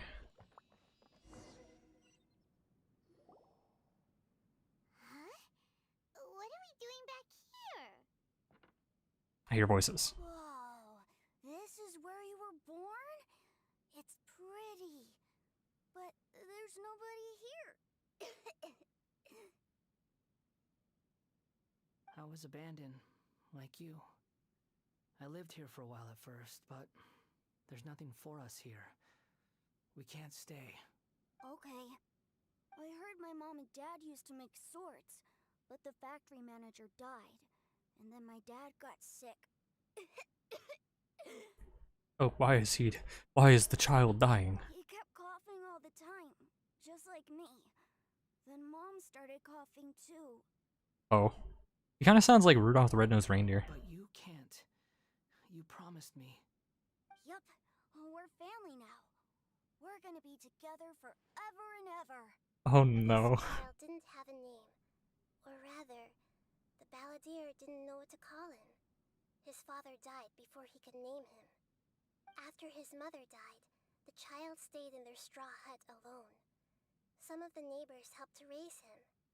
After leaving Tatarasuna, The balladeer ran into this child who didn't have a name, just like him. They made a promise to live together. What happened to the child then? I think you know. He died from his illness while he was still very young. The balladeer came home one day and found that he had stopped breathing. Hey! What's wrong? Say something! You promised me we could be family! You're no different from Niwa and all the others. You betrayed me too.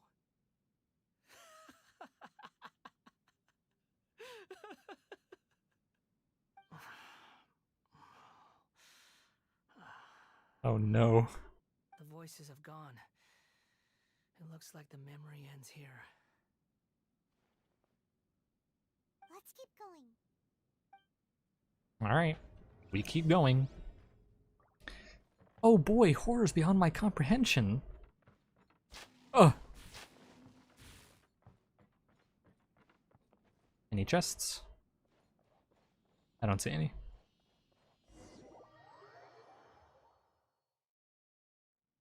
Oh my god, the fuckatooey. I come not to obstruct you. I've been waiting. What you are truly is a weapon. One that could be wielded with an iron will. Oh. You could continue to drift aimlessly. Are you trying to win me over? Long-fated rebellion has begun. Why not take your place at the banquet and join those who shall feast?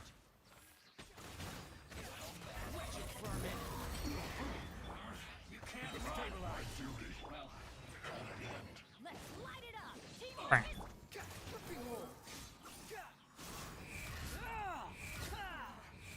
looks like I went too far.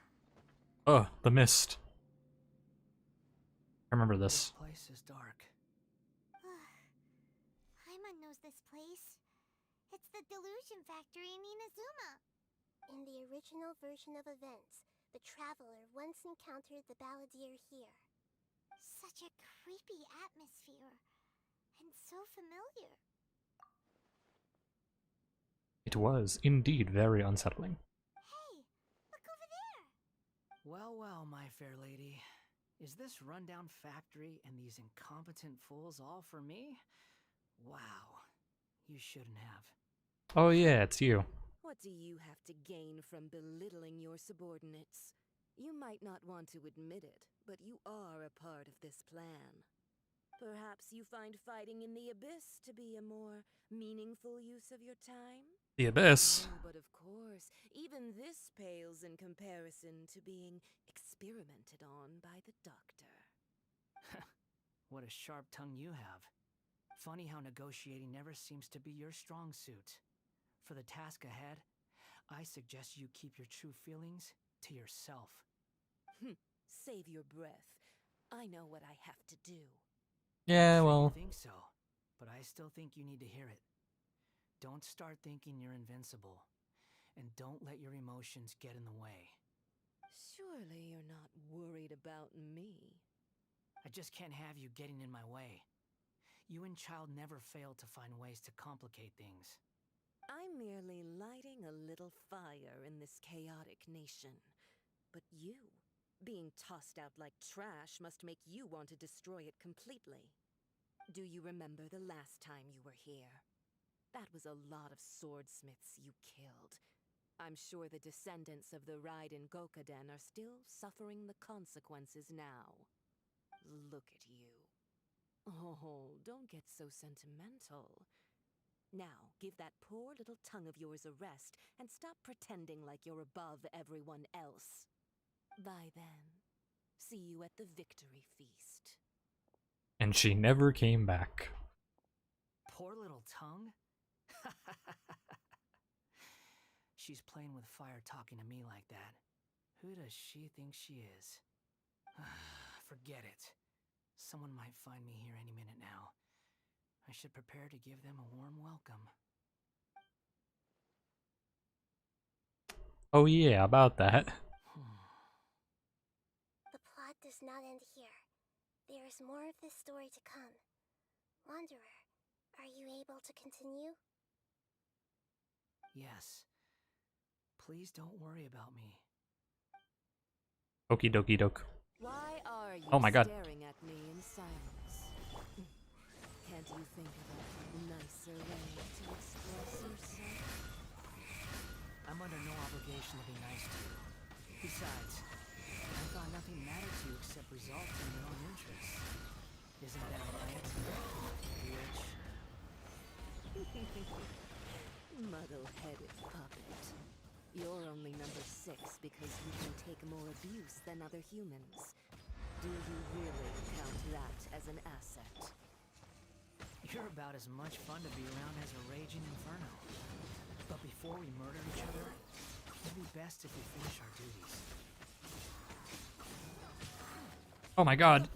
Oh my god. What the fuck? My man's just slayed me. As you wish, Yes, get out of here indeed. You're an ass. I need to heal. My man's one-tapped me. Get me out of here. I got sniped.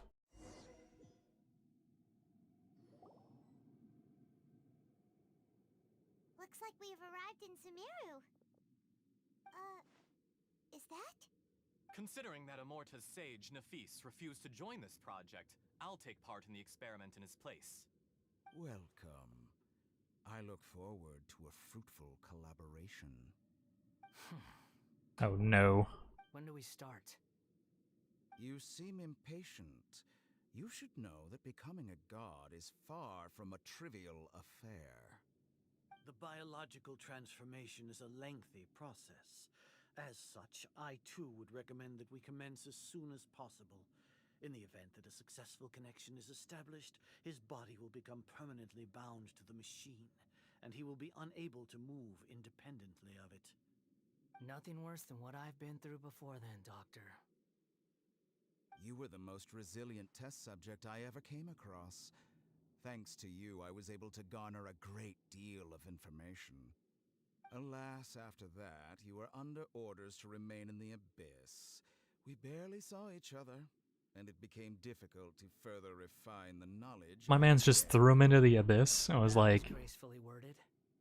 Ever wonder what they think if they knew that nothing matters to you apart from your crazy experiments? I suggest you speak to me in a more respectful tone, Scaramouche. The mere fact of your utility does not make you indestructible. The doctor again? That was uncomfortable to watch. That person gives off a very sinister energy. It's normal for him to give you the creeps. He scares the bejeebers out of Paimon. he's like an off-brand Eula. Let's move on. Oh. Alright. Turn around.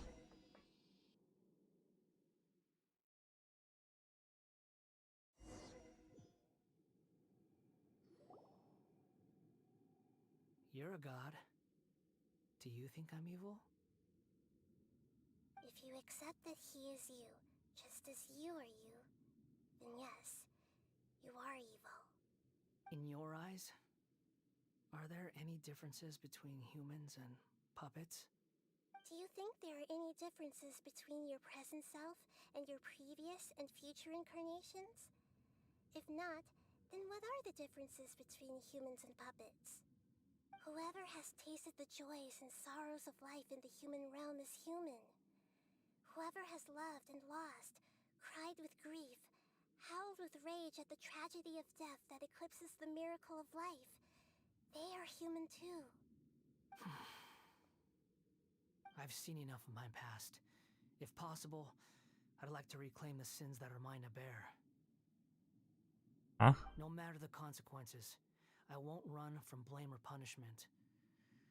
Whatever I am due, let it come to pass. Can you return my memories to me? Huh? But won't that mean you'll lose your current identity? I've always believed that human lives follow a set of rules, with each person being a collection of past experiences. Okay. As a puppet living in a human world, my life is subject to the same rules. Regaining your memories means reverting completely to your previous incarnation. All the emotions that you discarded will return to you. Oh my god. Are you sure you want to do this? This man's about to sacrifice a good personality and the understanding that he has done wrong in the past and is willing to do better for a past incarnation of himself, which is a dickhead, and I don't understand if they have any concept of change. So we're just gonna go right back to square one. I've lived with a void in my chest my whole life. My creator didn't need me.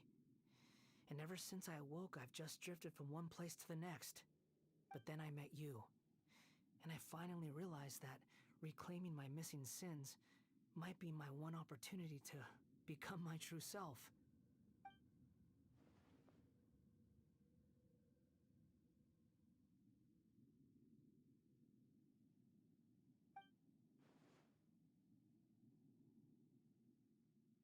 I've always felt I have an innate tendency to yearn for something more, in a way that goes deeper than for most people.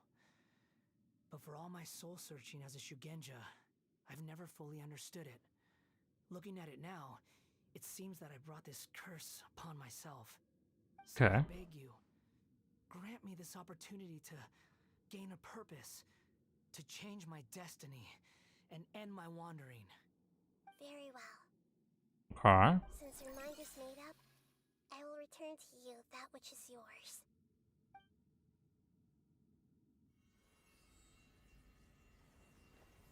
You have made your decision. Now, take this. Take the gummy bear.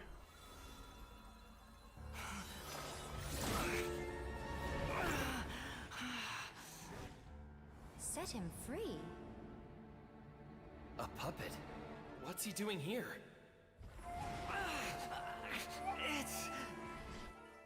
You're a human as far as I'm concerned. Everyone's here. Wonderful. What a fine blade.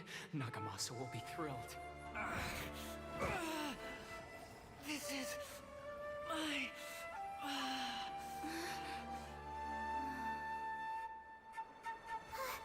Is he alright? Oh. Don't tell me we have to fight this goddamn thing again.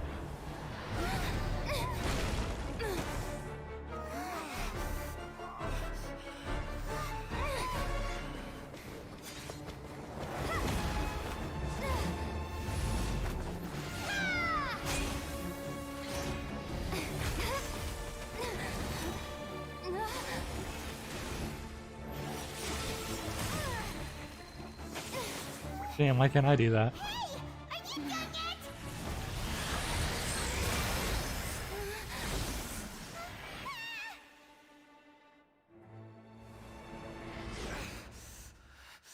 All worthless dross will be purged. That's why this won't be the end.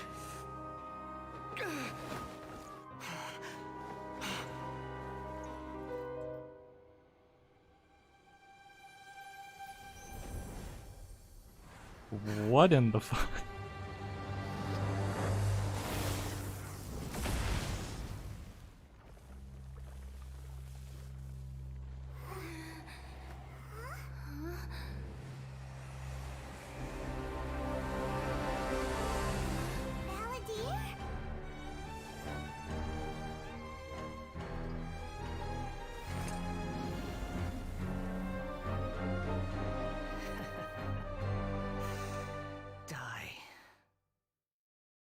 Oh boy.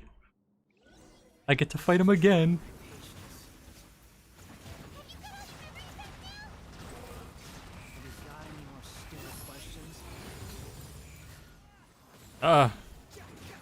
Insignificant past.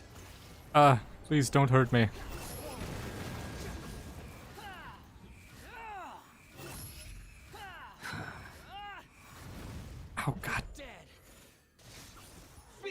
human!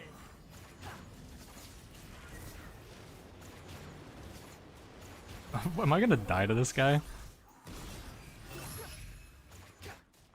There's none of like the same things that were present before, so I don't really know how I'm supposed to like. At my command, you shall fall!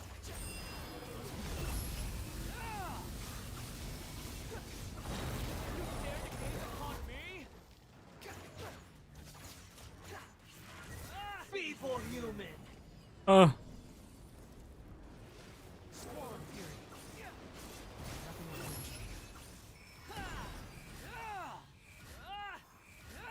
Please die.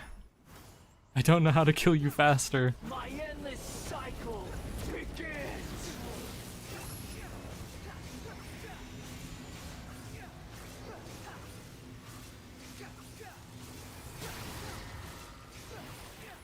Oh my god, please. Please.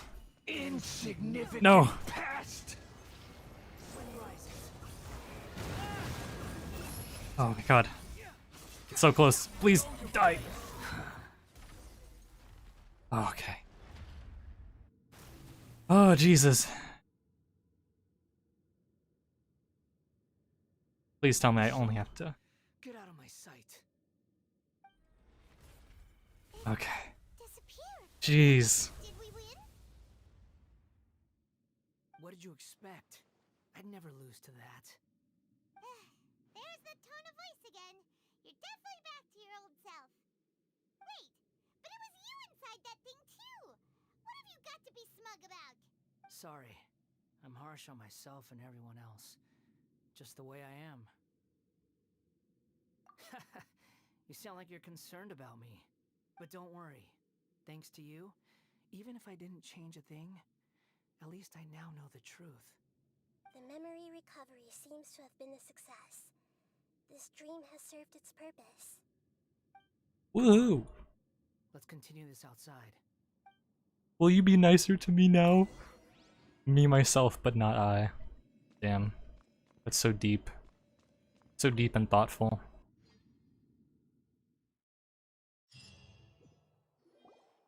Welcome back, traveler. Paimon, Balladeer. It feels like we just went on a really long journey. Paimon's exhausted. You don't like being addressed by that name? It's fine. But I was just thinking, I should probably change it. After learning about everything the doctor did, there's no way I can carry on using a name connected to him. I'm not planning on returning to the Fatui, and they wouldn't take me back anyway. Recent events will have affected a lot of people, and they might not even remember who the Sixth is. So, you're quitting the Fatui for good? Let's call it a tactical retreat. It's like you said, Lesser Lord Kusanali.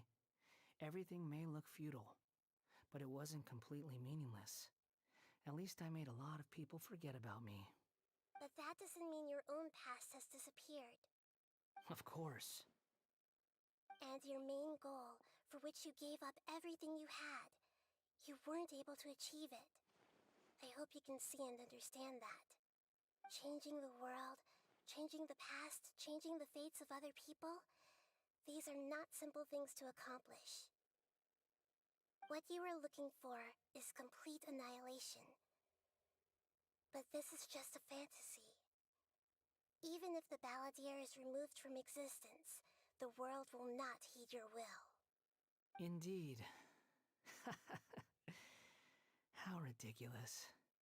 Do you regret doing all that when you've gotten so little in return? Even if I'm completely worthless, there's nothing in the world worth regretting. Lesser Lord Kusanali, you purposely left that information in Irminsul, didn't you? Yes, and I took pains to make sure that you'd acquire that information naturally. Why would you go to such lengths? You trying to win me over too? In all honesty, your past experiences have made you a useful asset to Sumeru and to me. Winning you over was indeed a part of my plan. But before that, I wanted to tell you the truth about your past. If all I wanted to do was use you, then I'd be no different from the doctor. Very clever. I guess you could say that's one of my virtues. Utility to others is what gives me worth. So if embracing my sins is what it takes to make me useful again, so be it. Oh right, I almost forgot. You're the good guys. You're into justice and all that. Actually, I'm Sorry just if I into have a cool slightly anime different characters. perspective on things, but I don't feel like I've been duped. The wisest leaders are fated to end up with the best helpers. I can live with that. I'm glad you're able to think of it in that way. Traveler, in the future, I'll continue to search Irminsul more deeply and see what secrets can be uncovered. Okie dokie. Including the beginning of your twins' journey recorded in Irminsul. What exactly happened before and after that point? I want to know as well. I will try. Traveler. Yes. After I dove into the information torrents in Irminsul, why did you go to Inazuma? Because I want to know what you So changed. that's how you found out whose fate had changed. And how. Well, whatever your reasons, you did me a favor. And I'll do everything I can to pay it back. Borrowing and returning are the only real relationships between individuals. I'll balance the books one day. Don't you worry. That's not true. A relationship between two people is not simply a ledger that can be reset to zero. I think deep down you realize this. People who show up in your life don't just evaporate like water drops and leave nothing behind. There is no such thing as balancing the books.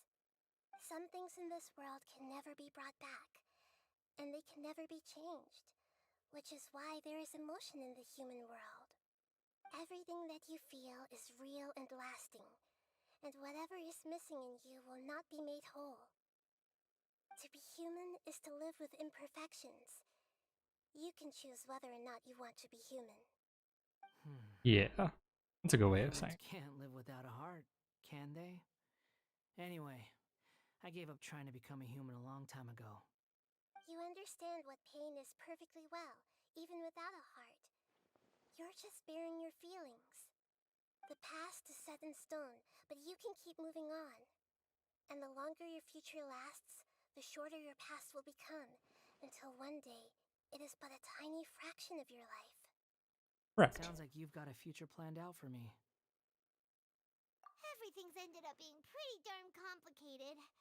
Paimon doesn't even know where to start, but the most important thing now is that you need to follow Nahida. Otherwise, all our efforts will have been for nothing.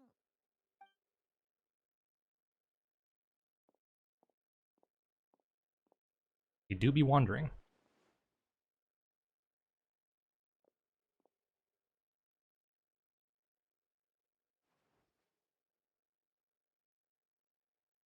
Then I guess I'll be helping you from behind the scenes from now on. I'm glad that you've accepted our proposal. Why don't you choose a new name to celebrate? Yes, please. Ooh! Paimon wants to pick an ugly nickname for you, too. Oh, come on. Why? Because Paimon still doesn't like you that much. Then I hope we don't see much of each other in the future. A name is life's first gift. You didn't say it out loud, but I know that's what you're thinking. The Traveler and Paimon have helped you a lot. If you can't decide on a new name, maybe you can ask them for ideas. Bro's looking at me like a dog. It's like, you got a name for me? No, Paimon only does nicknames. If it's a serious name you're after, it's all yours. Alright. What will I pick? I don't get a choice. Have you got anything? Okay. Hold on. Rules and disclaimers for name modification. Name change rules. You can obtain the item an what? You can obtain the item an appellative stroke. I can have a stroke? What the fuck? From the Archon quest interlude in Inversion of Genius, which will allow you to change Eon's Adrift Wanderer Animo's name. Please take note that some names cannot be utilized in this change. Once used and renamed this character, some interfaces in The game going forward will display the name that you have chosen. There's a limit on the number of times you can rename this character, so do so with care. Please follow the terms and service. Da da da da da. Okay. I can deadass give this guy a name. Yo? Hold on. This is crazy. Okay. I actually want to give him an actual, like, good name. Hold on. I gotta look up some, like, Japanese so that I at least know, because he is from Inazuma, so naturally there's going to be that connection. I just hope that I can make something that sounds like not stupid since I can't change it. I want it to be a good name. He deserves a good name. I like him. He make me happy. Good character.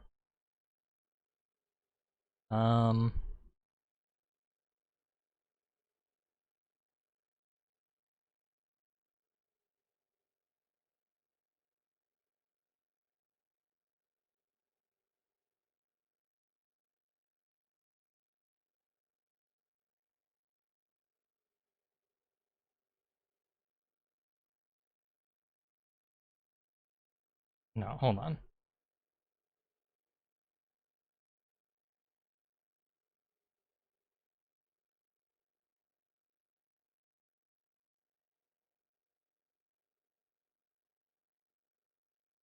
I think I have gone with this.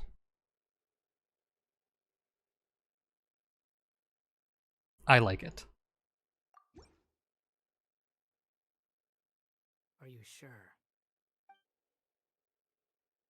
Let me give it some thought.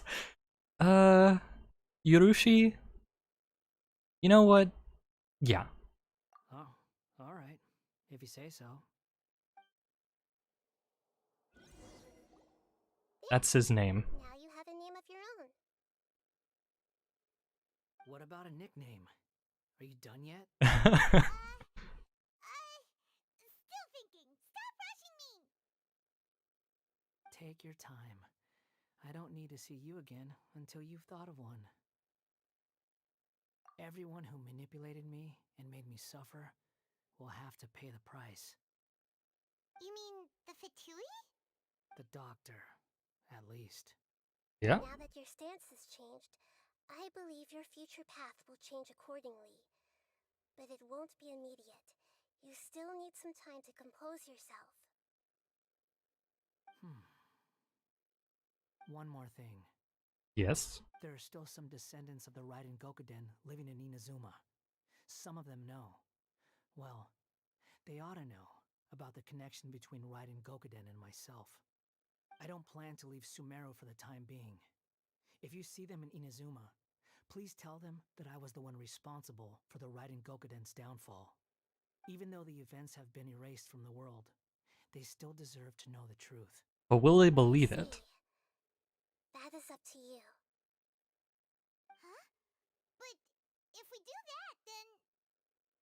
It's fine. Let them stab their blades into my chest if they so desire. Maybe that's how it always should have been. What's that look for? Don't make that face. I know what I'm doing. That day will come. Alright. We're done here. Goodbye, wise deity. And you too. He's gone. What he went through today Absolute could have been favorite lived through character. an entire lifetime in an instant. He'll need some time to calm down. Yeah, true. But even so, after everything that's happened, he doesn't seem quite as fierce anymore. So we can finally go eat? Paimon is starving. Of course. Thank you both.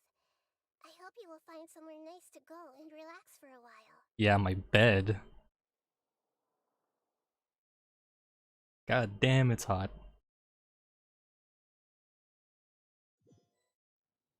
Alright. Well, these guys again. I've got it! I can end my novel with some words from Mikoshi Nagamasa. You mean because everyone else in the story is dead? Yeah, I heard that Mikoshi Nagamasa died at a ripe old age. He's the perfect fit to be the narrator of the epilogue. Okay. Cool. I guess. The dark clouds had dissipated, but they continued to cast their shadow in Mikoshi Nagamasa's mind for decades to come. Then, one night, as an old man, he had a dream. On the night when that prized blade, the Daitatara Nagamasa, was forged, the people rejoiced, and there was painting, dancing, and drinking. All these expressions of joy melted down in the furnace fire and turned into red clouds that rallied around the final sunrise that Mikoshi Nagamasa saw in his lifetime. Life is a story too long to be told, a journey that you must walk to behold. Wow.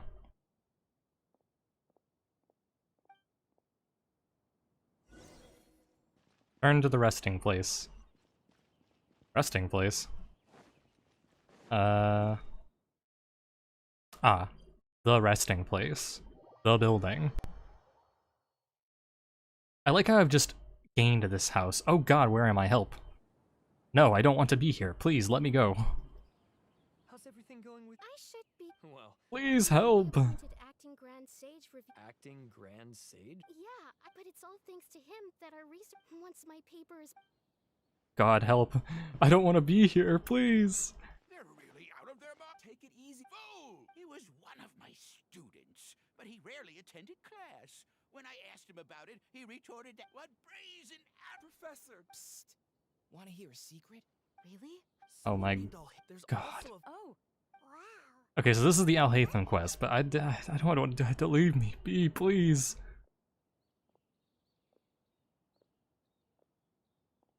Please let me out. Hey! The Matra. The Matra? I'm Ilias. I have to talk to a Matra about something important. In the state you're in? Why don't you tell it? No, I have to tell them myself. They're the... Sorry, can you lend me your arm? Since you put it that way...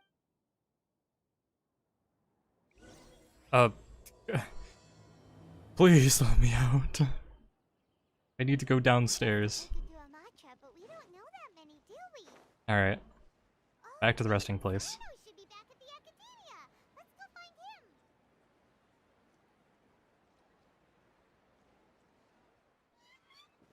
Right. Here we are. It's about time we had a break. As soon as you stop, all the tiredness and hunger comes rushing back. Buy us delicious treats as a reward. Wow, great! Huh? Look at that vase. What about it? Did someone break it while they were cleaning the room or something? But Paimon doesn't remember there being a cleaner. It was you, Paimon.